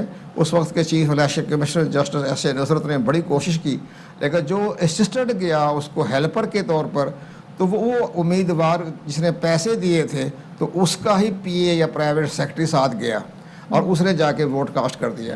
تو یہ ایک بہانے ہیں, طریقہ کار ہیں, ایک میکانزم ہے, یہ مافیا گروپ ہے, یہ جرائم پیشہ لوگ ہیں. ان کے آگے تو بڑے بڑے پولیس کے جو قانون ہیں وہ بے بس ہو جاتے ہیں. یہ بڑی مطلب ایسی بات بتائی ہے کہ اس پہ کوئی کمنٹ میں کرنا بھی چاہوں تو زبان لڑکھڑا رہی ہے کہ کیا کہیں, اس پہ کیا بات کریں. کل عدالتی کارروائی کی بات کرتے ہیں. الیکشن کمیشن سامنے آیا اور انہوں نے کہا جی ووٹ تو خفیہ ہے, اور ووٹ خفیہ ہے, اور اگر آپ نے خفیہ کا لفظ تبدیل کرنا ہے تو آپ کو آئین کا آرٹیکل 226 جو ہے اس میں ترمیم کرنا پڑے گی. بڑا کلیئر کٹ سٹانس لیا انہوں نے, اور وہ اپنے سٹانس پہ ڈٹے ہوئے. اس حوالے سے بار بار ان سے سوال کیا جا رہا ہے اور وہ ان کا ایک ہی جواب آ رہا ہے سامنے. آپ کو کیا لگتا ہے ان کا جواب ٹھیک ہے؟ چیف الیکشن کمیشنر کا الیکشن کمیشنر اور پاکستان کا یہ پوائنٹ آف ویو درست ہے کہ اس کی رازداری ہمیشہ برقرار رہتی ہے. اس کا رازداری سے اگر ثابت ہو جائے کہ اس نے ووٹ جو ہے ہماری پارٹی کی منشا کے خلاف دیا ہے تو ظاہر ہے اس کی پارٹی کی ڈسپلنری خلاف ہو جاتا ہے. اس کی نااہلیت قرار دینے کے لیے الیکشن کمیشن کو ریفرنس جاتے ہیں, تو وہ اپنی آئیڈینٹیفیکیشن کس انداز کی ظاہر نہیں ہونے دیتے, اور وہ آئیڈینٹیفیکیشن جو ہے برقرار رہتی ہے. ہاں یہ ہوتا ہے کہ جب اس نے بیلٹ پیپر کو کوئی سکوٹری کرنا چاہے, دیکھنا چاہے, تو آپ دیکھ لیں یہ تو اندازہ نہیں ہوتا کہ اس نے ووٹ کس کو دیا ہے, وہاں سے پرائرٹی لگی ہوتی ہے 1 2 3 4 5, تو وہ اس کے لحاظ سے وہ آئیڈینٹیفیکیشن کا نہیں پتہ چلتا. تو یہ ہے کہ یہ بات یہ ہے کہ یہ باقاعدہ آئیڈینٹیفیکیشن ہمیشہ رہتی ہے, لیکن آپ کاؤنٹر فائل چیک کر لیں, بیلٹ پیپر چیک کر لیں, وہ دیکھ سکتے ہیں, لیکن یہ ہوتا ہے یہ ووٹ کہاں کاسٹ ہوا ہے. اچھا قمر صاحب ساتھ میں بھی بتائے گا کہ اوپن بیلٹ پر صدارتی ریفرنس جو آنے والے الیکشنز ہیں اس میں انشور کر سکے گی کہ جو آنے والے الیکشنز ہیں وہ صاف اور شفاف ہوں؟ چیف جسٹس پاکستان نے قوم کی بہت بڑی خدمت سر انجام دی ہے کہ وہ الیکشن کمیشن پاکستان کو مضبوط دیکھنا چاہتے ہیں. اب اس کے ساتھ ساتھ آپ یہ جہاں تک آپ کے خفیہ جو ہے راج شماری یا رازداری کے کو بے نقاب کرتے ہوئے آپ ووٹ کاسٹ کریں گے, اس سے ہمارا جو جیسے کہ چیف الیکشن کمیشنر کا پوائنٹ آف ویو ہے کہ وہ آرٹیکل 226 میں ترمیم کرنی پڑے گی, تو ہمارا ایک طفل مکتب کی طرح ہم یہ کہہ سکتے ہیں کہ آرٹیکل 226 جو ہے وہ ہمارے جمہوریہ کی, جو ہمارا ملک ایک اسلامی جمہوریہ پاکستان ہے یا جمہوریہ ریپبلک ہے, اسلامک ریپبلک اسٹیٹ ہے, اس کا وہ ایک روح ہے, وہ تمام انتخابات کی ایک روح ہے. اب اس میں ایک ثابت کر دیا اس وقت کے جو آئین ساز اسمبلی جو بنی تھی 72 میں, تو اس آئین ساز اسمبلی نے اپنے 2 سال 1.5 سال کی کوششوں سے جو آئین بنایا تھا, اس وقت کے آئین ساز اسمبلی کے جو اراکین تھے انہوں نے یہ شک ڈالی تھی, آرٹیکل ڈالا تھا کہ بھی تمام الیکشن جو ہیں وہ آپ کی سیکرٹ بالٹنگ کے ذریعے ہوں گے سوائے وزیر اعظم اور وزیر اعلیٰ کے. تو وہ اس لیے کہ ایک پارٹی کی جس کی میجارٹی ہوتی ہے اسی کا پرائم منسٹر بنتا ہے, اسی کا چیف منسٹر بنتا ہے. تو وہ انہوں نے جان بوجھ کر اپنی عقل و دانش استعمال کرتے ہوئے 2 شخصیات کو علیحدہ رکھا, اور باقی تمام انتخابات کے بارے میں انہوں نے یہ لکھ دیا کہ تمام انتخابات جو ہیں وہ سیکرٹ بیلٹنگ کے ذریعے ہوگی. اب اگر یہ سیکرٹ بیلٹنگ کا تصور سینٹ میں تبدیل ہو جاتا ہے صدارتی آرڈیننس کے ذریعے یا کسی ذریعے سے بھی, تو پھر آپ یقین جانیں کہ پاکستان کے تمام انتخابات, قومی اسمبلی, صوبائی اسمبلی, اور اسی طرح جو ہے ہمارے اسپیکر, چیئرمین سینٹ, اور یہاں تک کہ صدر مملکت کا جو انتخاب ہوگا وہ بھی پھر اوپننگ بیلٹ. ٹھیک ہے جی, بہت شکریہ جناب. قمر دلشاد صاحب ہمارے ساتھ موجود تھے, لیکن جہاں پر الیکشن کمیشن کا ایک پوائنٹ آف ویو ہے کہ جناب ان کا دائرہ اختیار جو ہے وہ آئین میں ترمیم تک نہیں جاتا, وہاں پہ عدالت کا جو کنسرن ہے وہ بڑا واضح ہے کہ جناب ووٹوں کی خرید و فروخت ہو رہی ہے. خود اٹارنی جنرل نے کہا جناب کہ اسلام آباد میں لوگ نوٹوں بھرے بیگ لے کے بیٹھے ہیں, اور اب تو نوٹوں بھرے بیگ کی بات بھی ختم ہو گئی, اب تو ٹرانزیکشن دبئی اور لندن میں ہو رہی ہیں جن کے ریٹس الگ الگ ہیں. اس لیے آج اٹارنی جنرل پاکستان کو طلب بھی کیا گیا اس حوالے سے. بالکل, اور یہ کنسرن عدالت کا بڑا واضح ہے. تو ڈیفینیٹلی اگر اس حوالے سے کوئی بھی فیصلہ آتا ہے یا کوئی بھی ایسا کوئی معاملہ ہوتا ہے جس میں ہم ایک قدم آگے بڑھتے ہیں جمہوری روایت میں, تو وہ ایک بڑی سروس ہوگی آئندہ آنے والے انتخابات کے لیے. بالکل سے بات. اچھا ابھی یہاں پر ہم آپ کو تازہ خبر سے آگاہ کرتے چلے کہ وفاقی وزیر فواد چودھری صاحب نے ایک ٹویٹ کی ہے, اور اپنی ٹویٹ میں کہا ہے کہ پی ٹی آئی سینٹ کی سب سے بڑی جماعت ہوگی. پی ٹی آئی سینٹ میں 28 سے 30 نشستیں حاصل کرے گی. فواد چودھری نے مزید کہا کہ نون لیگ اور پیپلز پارٹی کی نابالغ قیادت کو احساس ہوگا کہ تیل کس بھاؤ ہے. جلسوں, بیانات اور استعفوں کے بعد لانگ مارچ خالی شارٹ واک رہ جائے گا. امید ہے ان جماعتوں کے اراکین اب نئی قیادت لائیں گے. فواد چودھری کا یہ ٹویٹ سامنے آیا ہے جس میں ان کا کہنا ہے کہ پی ٹی آئی سینٹ میں سب سے بڑی جماعت ہوگی اور 28 سے 30 نشستیں حاصل کر لے گی. تو جناب ایک اور تازہ خبر شامل کرتے ہیں. وزیر اعلیٰ پنجاب سردار عثمان بزدار کہتے ہیں کہ سینٹ الیکشن میں منڈیاں لگانے والوں کو ناکامی کا سامنا کرنا پڑے گا. اوپن بیلٹ کی مخالفت کرنے والوں کو شکست نظر آ رہی ہے. پی ٹی آئی کے چیف آرگنائزر سیف اللہ اور وفد سے ملاقات میں گفتگو کرتے ہوئے وزیر اعلیٰ پنجاب نے کہا کہ ہارے ہوئے عناصر کو ایک بار پھر منہ کی کھانی پڑے گی. الیکشن میں شفافیت کے لیے اوپن بیلٹ ضروری ہے. اپنے امیدواروں کو کامیاب کرانے کے لیے حکمت عملی طے کر لی. انشاءاللہ سینٹ الیکشن میں اکثریتی پارٹی بن کر سامنے آئیں گے. عوام اپوزیشن عناصر کے دوغلے چہروں کو پہچان چکے ہیں. سیف اللہ نے کہا کہ وزیر اعظم اور آپ نے حکومتی امور میں شفافیت کی مثال قائم کی. عوام کو تحریک انصاف کی قیادت پر مکمل اعتماد ہے. वैसे इस सारे मामले में एक वैसी मेरी अपने एक पर्सनल वो है कि तहरीक इंसाफ को जहांगीर तरीन साहब की कमी बड़ी महसूस हो रही होगी, क्योंकि 2018 के बाद से जो इलेक्शन, जब जनरल इलेक्शन हो रहे थे तो तब भी जहांगीर तरीन साहब जो है वो उनका एक बड़ा किरदार रहा है कि उन्होंने किस तरह से बहुत पुराने साथी हैं, रहनुमाओं को जो है वो पीटीआई की तरफ किया। तो ये सेनेट इंतखाबात में भी बड़ा ज़रूरी है जनाब कि वो अगर होते तो मेरे ख्याल में शायद इस वक्त सूरत हाल इतना कन्फ्यूजन का शिकार ना हो। लेकिन बड़ी बात की अगर फवाद चौधरी साहब ने बड़े एतमाद से कही थी कि 28 से 30 जो सीटें हैं वो जो वोट्स जो सीटें हैं वो सिक्योर करने में कामयाब होगी। तो अब देखते जी आगे क्या होगा, क्योंकि ज़्यादा दूर नहीं है सेनेट के इंतखाबात, 3 मार्च को सेनेट के इंतखाबात।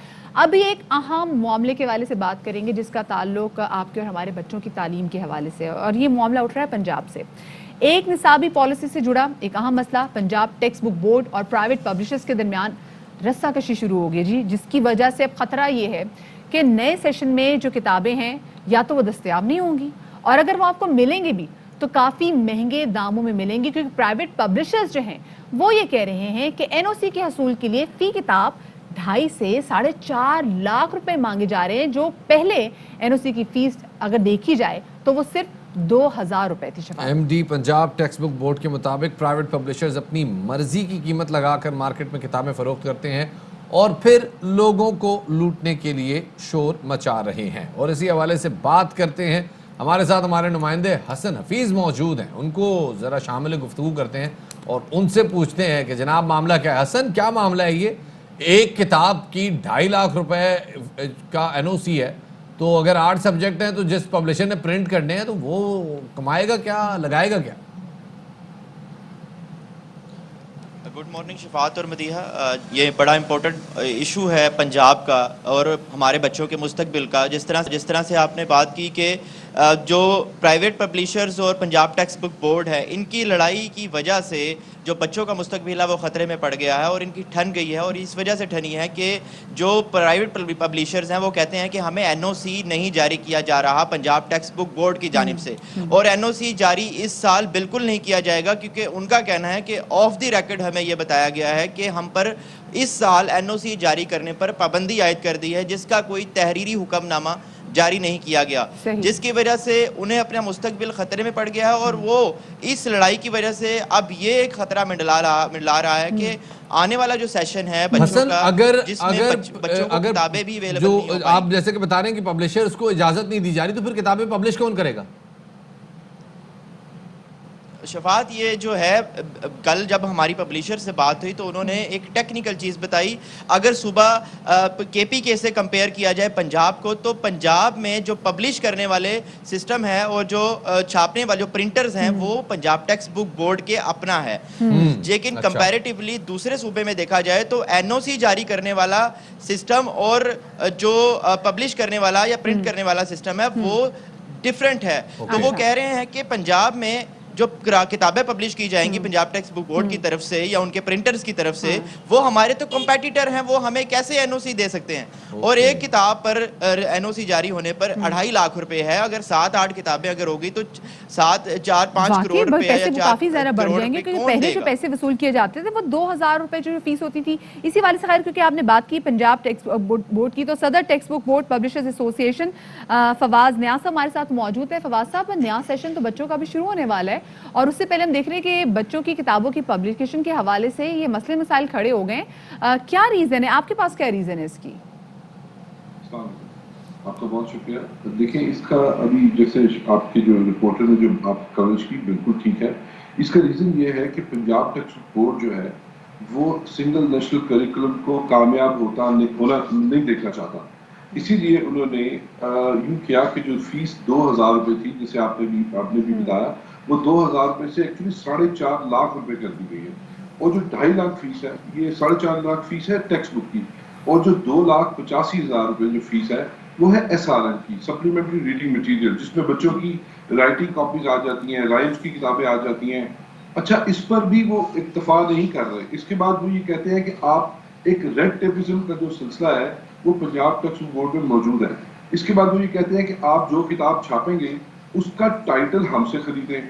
इसके बाद जो भी किताब छापेंगे उसके ऊपर स्टिकर लें, वो एक सेपरेट जगह से मिलेगा आपको स्टिकर।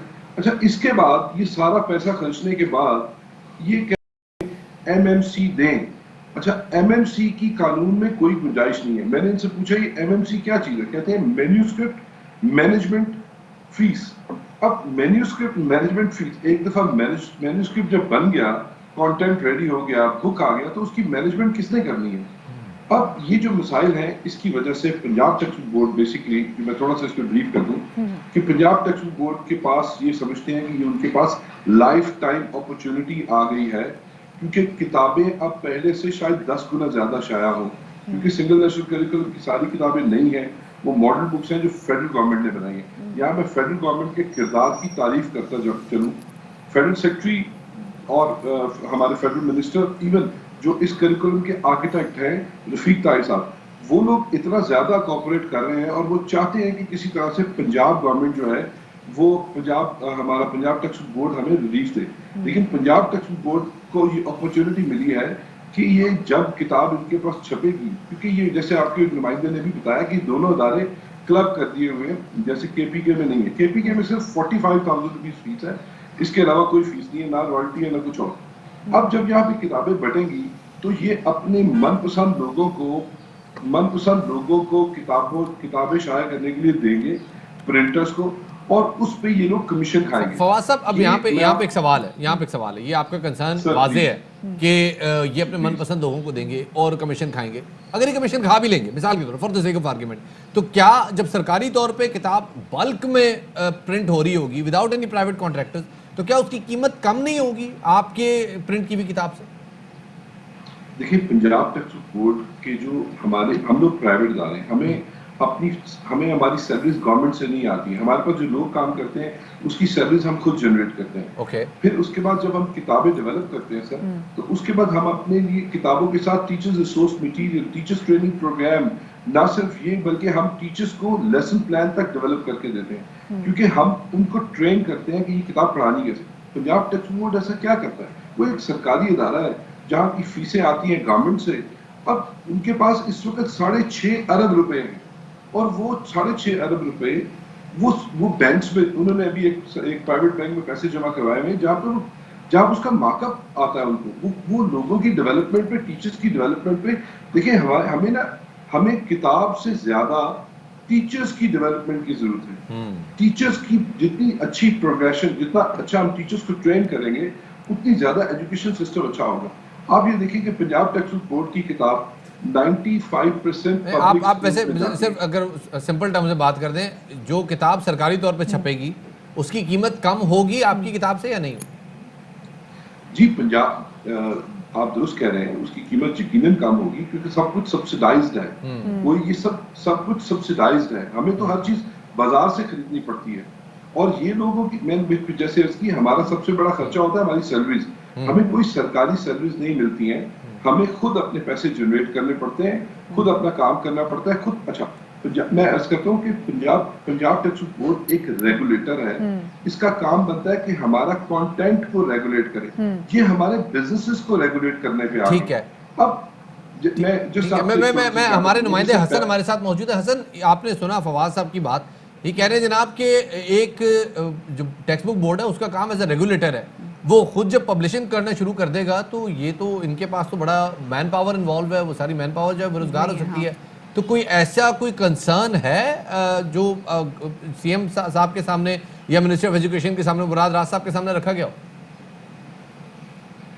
शफात, आपने एक बड़ा इंपॉर्टेंट सवाल इनसे किया कि अगर ये सरकारी तौर पर किताबें छपेंगी तो कंपैरेटिवली जाहिर है बच्चों को कम कीमत में किताबें मिलेंगी, तो ये एक बड़ा वैलिड पॉइंट है। और गुज़िश्ता रोज़ मेरी MD Punjab text book board doctor Farooq से बात हुई, उनका कहना था कि इससे पहले ये होता रहा है कि जो पब्लिशर्स हैं ये अपनी मर्ज़ी के रेट्स लगाकर किताबें फ़रोख्त करते रहे हैं और नेशनल इंटरेस्ट के ख़िलाफ़ चीज़ें छाप कर मार्केट्स में फ़रोख्त करते रहे हैं। अच्छा। तो ये बात मुराद राज साहब के पास आई तो उन्होंने इनको रेगुलेट करने के लिए पब्लिशर्स को ये इकदाम किया है, लेकिन इनके साथ थोड़ी सी एक्स्ट्रा ये हुआ है कि इनकी किताबों की जो कीमत है, जो मोनो सिस्टम बात कर रहे हैं एनएनसी का, इसकी मद में जो चार्जेस हैं वो ज़्यादा है। इनका ये वैलिड पॉइंट है। अगर बात की जाए जो पब्लिशर्स की, जो कि मुराद राज साहब से हमारी बात थी, उनका कहना है इनको रेगुलेट करने के लिए ये स्टेप उठाया गया है और ये बहुत इंपॉर्टेंट चीज़ है कि अपनी मर्जी के रेट्स लगाकर मार्केट्स में किताबें फ़रोख्त की जाती रही हैं। गुज़िश्ता रोज़ इन्होंने एहतजाज किया था उर्दू बाज़ार में दूसरे पब्लिशर्स ग्रुप के खिलाफ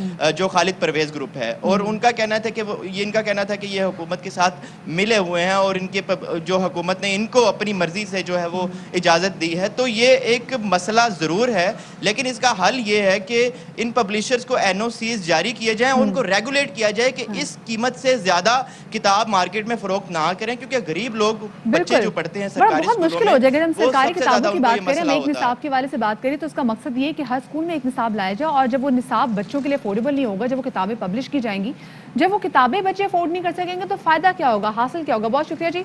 हसन हफीज हमारे साथ, हमारे नुमाइंदे मौजूद थे, साथ में फवाज नियाज साहब हमारे साथ मौजूद थे, दोनों का बहुत शुक्रिया। अब जनाब आगे बढ़ते हैं, और जैसे कि वैसे तो हमने यहाँ पे ज़रा जो है वो बात की बच्चों की तालीम के हवाले से, लेकिन कुछ ममालिक ऐसे हैं जहाँ पे बच्चों की तालीम तो एक ख्वाब है, और ना उन ममालिक से हमें कुछ खबरें मौसूल होती हैं, ना उन ममालिक में जो है मीडिया इस तरह से जाके काम कर सकता है बाज़ औक़ात, लेकिन एक आध तस्वीर आती है जो उस पूरे मुल्क की जो हालत की जो एक तस्वीर है ना, वो अमली तस्वीर हमारे सामने रखती है। बिल्कुल शफात, और वो जो एक तस्वीर है ना वो एज ए मेटाफर काम करती है। हमने देखा है कि जिस तरीके से सीरिया ने एक जंग जो पूरी है काटी, और उसके बाद वहाँ पे जो मुहाजिरीन के जो कैंप लगे, तो रेड क्रॉस का एक फ़ोटोग्राफ़र, एक जर्नलिस्ट वहाँ पर गया, और उसने एक बच्चे की जब तस्वीर खींचना चाही तो वो मासूम बच्ची जिसने इतनी जंग देखी है, उसको लगा कि ये कैमरा नहीं है, ये शायद कोई बंदूक है, ये शायद कोई वेपन है। तो उस बच्ची ने पहले अपनी ज़बान में फोटोग्राफर से कोई बात की और फिर रोते हुए अपने दोनों हाथ खड़े कर दिए। उसको लगा कि जैसे ये कैमरा नहीं बल्कि ये एक बंदूक है और शायद इस बंदूक से मेरे पे फायर कर दिया जाए। इस रोती हुई बच्ची की वीडियो जब फोटोग्राफर ने खींची तो उसके बाद शफात फोटोग्राफर खुद भी काफ़ी दिल गिरफ्तार हो गया, और ये जो पिक्चर जो है ये पूरे सोशल मीडिया पर काफ़ी ज़्यादा वायरल हुई, और ये पिक्चर ही काफ़ी है बताने के लिए कि इस वक्त जो शाम में जो मुहाजिरीन जो कैंप्स हैं और जो मुहाजिरीन कैंप्स में जो रहने वाले लोग हैं, उन्होंने कितनी अजियतनाक जो जंग है उसकी जो रिपोर्शंस हैं वो भी फेस कर रहे हैं। यहाँ वक्त हो गया है एक छोटे से ब्रेक का, हमारे साथ रहिएगा।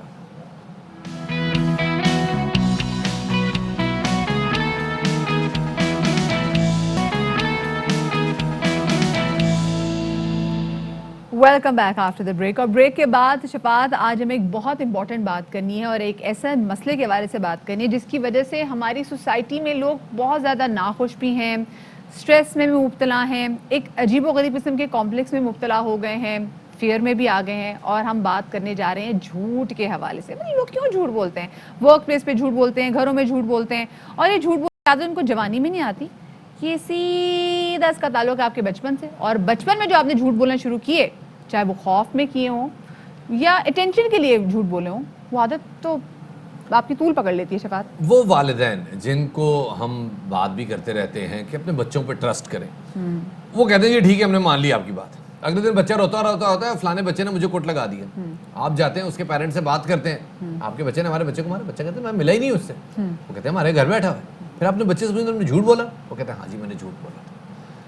बच्चा उस वक्त झूठ बोल लेता है, बाज़ औक़ात बच्चा सच कह रहा होता है, लेकिन आप कहते हैं चल झूठे, और उस बच्चे का एतमाद शैटर हो जाता है। तो क्या इसके अलावा शफात बच्चा जब कोई चीज़ तोड़ देता है और जिसको डर होता है कि मुझे माँ या बाप डांटेगा, तो वो उस खौफ से भी कि मुझे मार ना पड़े वो तब भी झूठ बोलता है। यानी कि उसके अंदर एक कहीं ना कहीं फियर आ जाता है कि मुझे डांट पड़ेगी या मार पड़ेगी क्योंकि मेरे वालिदैन मुझे सुनेंगे नहीं, वो झूठ बोलता है। तो कंफ्यूजन है बच्चों पे कितना ट्रस्ट किया जाए। बच्चे झूठ बोलते हैं, कितना बोलते हैं, कब बोलते हैं और क्यों बोलते हैं, उनके साइंस क्या हैं झूठ बोलने की, वालिदैन को रीड करने आने चाहिए। तो इस हवाले से सर हमने वालिदैन से बातचीत की, जनाब वालिदैन क्या कहते हैं बच्चों के झूठ के हवाले से। अगर ज़्यादा डराया जाए तो फिर बोलते हैं, अगर बच्चे को प्यार से पूछा जाए तो सच बता देते हैं। मोबाइल गिर गया, कोई बर्तन टूट गया, ठीक कोई नुकसान ऐसा हो गया, तो इसलिए माँ बाप डर के मारे झूठ बोलते हैं। बच्चे तो इनोसेंट होते हैं, इनको बात बात पे झूठ बोलने की आदत होती है। जैसे कि जब स्कूल में आना होता है तो वो कहते हैं मेरे पेट में दर्द हो रहा है। पेट दर्द का कोई इलाज नहीं होता, ना वो चेक की जा सकती है, इसीलिए वो झूठ बोलते हैं। इनिशियल स्टेज पे अगर उनको ना रोकें तो उनको आगे जाके बड़े होकर झूठ बोलने की आदत पड़ जाती है। बच्चे अपने आप को बचाने के लिए झूठ बोलते हैं। कभी किसी बात से जी कोई शरारत कर दी या चीज़ टूट गई है तो बच्चे अपने आप बचाने के लिए अपने आप को झूठ बोलते हैं। बड़ों का कसूर है, आपका कसूर है, मेरा कसूर है, हमें अपने माशरे को, सोसाइटी को ऐसा बनाना चाहिए कि बच्चे पॉजिटिव चीज़ें पिक करें, ना कि नेगेटिविटी पिक करें। ये बात उन्होंने बड़ी अच्छी की, जब बच्चे झूठ बोलते हैं ना तो कसूर आपका भी होता है, क्योंकि बच्चे आपको झूठ बोलते हुए देख रहे होते हैं। आप जब टेलीफोन पे बात कर रहे होते हैं तब आप झूठ बोल रहे हैं, सच बोल रहे हैं, बच्चे तमाम तर चीज़ें नोट करते हैं। बच्चे सिर्फ आप झूठ बोल के घर से बाहर भी जा रहे होते हैं तब भी बच्चे वो तमाम तर चीज़ें नोट करते हैं। सो क्यों होता है ऐसा? माइंड साइंटिस्ट के एक्सपर्ट डॉक्टर मुईज़ आज हमारे साथ, हमारे शो में उन्होंने इज्जत बख्शी। अस्सलाम वालेकुम डॉक्टर साहब, welcome to Bakhabar Savera and very good morning. Doctor साहब, हमारे मुआशरे का मसला ये, चाहे वो बच्चे छोटे हों चाहे वो बच्चे बड़े हों, झूठ बोलते हैं।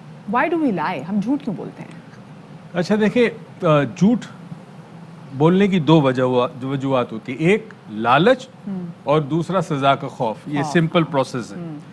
अगर आपको झूठ बोलने से कोई माली फ़ायदा होता है, मोहब्बत मिलती है, प्यार मिलती है, माँ बाप की तवज्जो मिलती है, जैसे इन्होंने कहा ना कि बच्चा दर्द है पेट के अंदर, स्कूल से जान छूट गई, होमवर्क नहीं किया, टीचर ने पूछा होमवर्क क्यों नहीं किया, अब्बू बीमार थे, अम्मी बीमार थी, तो अब वो सज़ा से बच गया या उसको कोई फ़ायदा हो गया। फ़ायदा किसी किस्म की वो हो सकता है।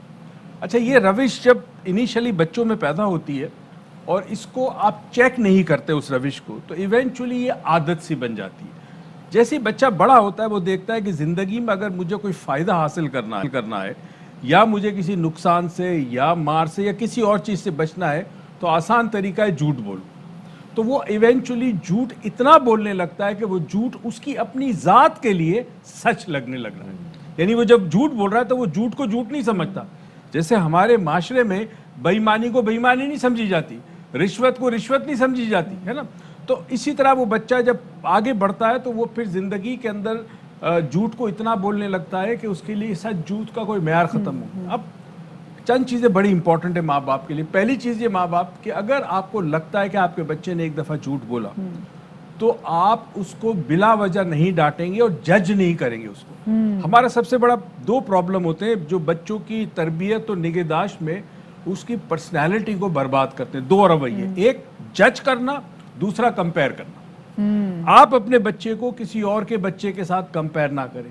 हर बच्चा आइंस्टाइन नहीं होगा, कोई आर्टिस्ट भी होगा, कोई म्यूजिशियन भी होगा, कोई अल्लाह वाला भी बनेगा वो बड़ा होके। तो हर बच्चे की अपनी अपनी साइकी होती है, उसको अंदर कोई कुदरती चीज़ें दी है जिसको हम इमोशनल इंटेलिजेंस कहते हैं। दूसरा, बच्चा गलती करता है, ये करता है, जज ना करे बार बार। ये जजमेंट तो बहुत ज़रूरी है, बड़ी एज में भी नहीं करनी चाहिए। जब ये दो रवैये माँ बाप की तरफ से होते हैं या दादा दादी जो भी घर के बुजुर्ग हो, उस बच्चे में झूठ की आदत पड़ जाती है, क्योंकि उससे सिचुएशन से निकलना है। आप जानते हैं कि जंगल में जानवर और माशरों में इंसान जो है, सब के अंदर एक सर्वाइवल इंस्टिंक्ट होती है, अपनी बचाओ ज़िंदगी का, राइट। तो झूठ बोलने से बच जाता है तो वो सर्वाइवल इंस्टिंक्ट उसको झूठ बोलने पे मजबूर करती है। हम वालिदैन को कहते हैं जी बच्चों पे यकीन करें, बच्चों पे बिलीव करें। ये इंसिडेंट जैसे मैंने भी शेयर की, ये हमारे गली मोहल्लों में बड़ा कॉमन इंसिडेंट है। बच्चा आता है स्कूल से, झूठी कहानी सुना देता है, किसी टीचर ने ये किया, माँ टीचर को फ़ोन करती है, टीचर और मौके में मौजूद गवाह जो है उस वाक़े से फौरी तौर पर इनकारी हो जाते हैं। बाद में बच्चा कन्फेशन कर लेता है। कल को बच्चे के साथ जब असली वाक़या होता है तो वो शेर आया हो जाता है। बच्चे की शख्सियत शैटर हो जाती है सिर्फ एक दफ़ा जब उसका झूठ मान लिया जाए या एक दफ़ा उसके सच को झूठ माना जाए। इन रवैयों से वालिदैन कैसे रीड करेंगे कि बच्चा किस वक्त झूठ बोल रहा है? देखिए, एक तो मैं आपको एक जनरल रूल बताता हूँ, ये कि आज के बाद ये ना कि दूसरों की आंखों में देखना मत शुरू कर देना आप सब भी। जो बच्चा राइट हैंडेड होगा, यानी दाएं हाथ उसका मजबूत हाथ होगा, वो जब झूठ बोलेगा तो उसकी आंखें राइट साइड पे जाएगी। ओके, ठीक है। और जो बच्चा सच बोलेगा या सोच के बोलेगा, कोई चीज़ याद करेगा, वो हमेशा लाइज लेफ्ट पे जाएगी। ये साइंटिफिकली रिसर्च है, 80% ये करेक्ट होता है। तो अब गुफ्तगू करते वक्त जब बच्चे से आपने सच या झूठ का मयार चेक करना है तो पहले वो सवाल पूछे जिसमें आपको यकीन हो कि जिसके जवाब आपके पास हैं, आपको पता है, राइट। मसलन बेटा तुम सेंट माइकल में पढ़ते हो ना, हाँ बोलेगा वो। देखिए, हाँ बोलते हुए उसकी आंखें किस सिम जाती है, अगर लेफ्ट पे जाती है तो इसका मतलब राइट झूठ है। एक टेस्ट कर लेंगे छोटा सा पहले सवाल में। अच्छा, ये बताएं कि जैसे झूठ बोलना, अगर हम बड़े बच्चों की बात भी करें या हम अपनी एज की बात करें, हमसे बड़ों की बात करें, सो आपने फेयर की बात की, ये फेयर यहाँ पर भी है, कहीं को अपनी नौकरी खो जाने का फेयर है, कहीं को ये फेयर है कि जी हमारा रिश्ता ख़राब ना हो जाए, कहीं को ये फेयर है कि भाई जो सोसाइटी है वो ऐसा ना हो कि कहीं हमें रिस्पेक्ट ना दे और हमें कहीं बाकी लोगों से कमतर समझे, इसलिए लोग बड़ी बड़ी फेंकते भी हैं, बड़े बड़े झूठ भी बोलते हैं, तो फेयर भी आ जाता है। लेकिन क्या ये फेयर ही है, इखलाकी पसमानदगी है, या फिर कोई केमिकल इम्बैलेंस है हमारे अंदर? क्योंकि अक्सर हम सही जा रहे होते हैं लेकिन फिर भी झूठ बोल देते हैं। देखिए, झूठे लोग जो है ना वो दो किस्म के होते हैं। एक होते हैं पैथोलॉजिकल लायर। पैथोलॉजिकल लायर का मतलब है बायोलॉजिकल, ब्रेन केमिकल में इम्बैलेंस, मेंटल डिसऑर्डर। अच्छा। इसको पैथोलॉजिकल लायर कहते हैं, जो झूठ बोलेगा ही बोलेगा। एक होता है इंसान वक्ती तौर पर किसी वजह से झूठ बोलता है। मगर मैं आपको बताऊं, मैं कंपेयर नहीं कर रहा, मगर देखे मगरिब में लोग झूठ क्यों नहीं बोलते? वहां भी तो सिचुएशन आती है, रिलेशनशिप में प्रॉब्लम होते हैं, बिजनेस में लॉसेज होते हैं, अमूमी तौर पर झूठ नहीं बोलते। झूठे लोग वहां पे भी है, अमूमी तौर पर। वजह क्या है? माशरे के अंदर इखलाकियात का जवाल नहीं है। और तो वहाँ पे लोग जज नहीं करते। जज नहीं करते। आप जैसे भी, आपने जो कपड़े पहने, आप जो भी कर रहे हैं, आप बैठे किसी रेस्टोरेंट में, आपके साथ उस मुल्क का गवर्नर बैठा हो, ना उसके साथ प्रोटोकॉल होगी ना कुछ, वो आएगा चला जाएगा, हम जानते हैं इस बात को। यहाँ जो सबसे बड़ा मसला हुआ है वो ये हुआ है कि over a period of 30-40 years हमारी इखलाकियात का जनाजा निकल चुका है। और याद रहे, हर बुराई, चाहे वो अदलो इंसाफ ना हो, जुल्म हो, रिश्वत हो, मिलावट हो, बेईमानी हो, चोरी हो, डकैती हो, जना हो, और ये जो जना बिल जबर जो होता है, रेप होता है, सबसे बड़ी वजह होती है, वो कहते हैं झूठ तमाम बुराइयों की और जुल्म की मां है। जिस माशरे में झूठ बढ़ेगा उस माशरे में तमाम बुराई होगी। बच्चों का या बड़ों का एक झूठा रवैया या उनकी झूठी बात को हम सारे माशरे पे तो नहीं डाल सकते ना। कहीं ना कहीं हमें वो एक इकोसिस्टम, जैसे आप बात करें, एक पूरा साइकिल डेवलप होता है, वो एक इकोसिस्टम डेवलप करना पड़ता है। वो लोग जो ऐसे लोगों के हाथों से परेशान होते हैं या नुकसान उठाते हैं, उनके लिए भी रिवाइवल बड़ी मुश्किल होती है। वो भी फिर झूठ का रास्ता इख्तियार करते हैं और बड़ा मुश्किल होता है ऐसे लोगों के लिए। क्या ये तरीका ठीक है? देखिए जी, पहली तो बात है ना, जैसे कहते हैं कि एक गंदी मछली पूरे तालाब को गंदा करती है। माशरा बनता है अफराद से, अफराद की जहनियत बनती है जहन साजी से, जहन साजी बनती है ख्याल से। ख्याल पता है कैसे बनता है? जो माशरे में आप देखते हैं, आप मीडिया पे देखते हैं, टीवी पे देखते हैं, आप सोशल मीडिया पे देखते हैं, बाजार में देखते हैं, जब आप चीजें देखते हैं आपकी सोच बनती है, वो सोच आपके जहन को बनाती है, जहन आपके इखलाक और शख्सियत को बनाते हैं। अगर मुल्क में लाखों लोग बेईमान होंगे तो मुल्क पूरा बेईमान हो जाएगा इवेंचुअली। हमें करना क्या? हमें करना ये है कि लोगों को जो सच बोलते हैं उनको आप पजीराई दें, उनको आप मौके दें, उनकी हौसला अफजाई करें। अगर आप ये करने लगे तो आप मुल्क के अंदर झूठ कम हो जाए, मौलवी और खुशामदी भी कम हो जाएंगे। और अभी तो खैर आपने झूठ की बात की, सेनेट के इलेक्शन आ रहे, फिर वही झूठ की बात आ जाती, लोग झूठी कसमें खाते हैं। मैं टीवी जब देखता हूं मुझे लगता है क्या कमाल है। बहुत शुक्रिया जी, डॉक्टर मुइज़ हमारे साथ मौजूद थे। और अभी आप अहम तरीन खबर से आगाह करते चलें कि रोशन डिजिटल अकाउंट ने 5 माह में $500 मिलियन का संगे में लबूर कर लिया है। सेनेटर फैसल जावेद कहते हैं कि रोशन डिजिटल अकाउंट से मुतालिक तकरीब कुछ देर में मुनक़िद होगी, जिसमें वज़ीर आज़म इमरान खान बराह रास्त रोशन डिजिटल अकाउंट होल्डर्स से बात करेंगे। ये तकरीब दुनिया भर में दिखाई जाएगी। और इस हवाले से आपको बताते चले कि अब से कुछ दिन पहले वज़ीर आज़म इमरान खान साहब ने भी रोशन डिजिटल अकाउंट की कामयाबी के हवाले से एक ट्वीट किया था, जिसमें उन्होंने ओवरसीज़ पाकिस्तानियों का शुक्रिया अदा किया था। यहाँ लेते हैं एक छोटा सा ब्रेक, हमारे साथ रहिएगा।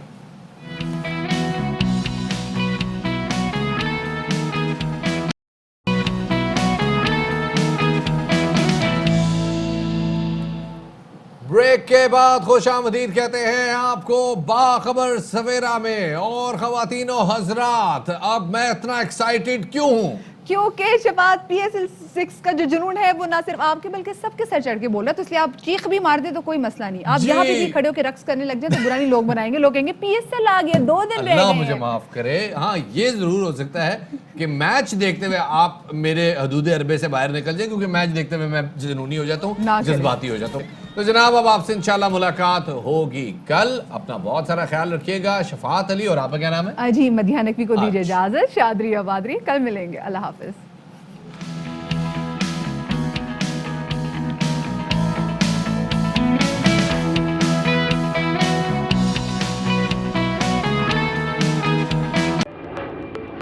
Fly with PIA and save gold. Register now. Scan QR code then register yourself to get gold and loyalty benefits. Powered by ARY Sahulat Wallet.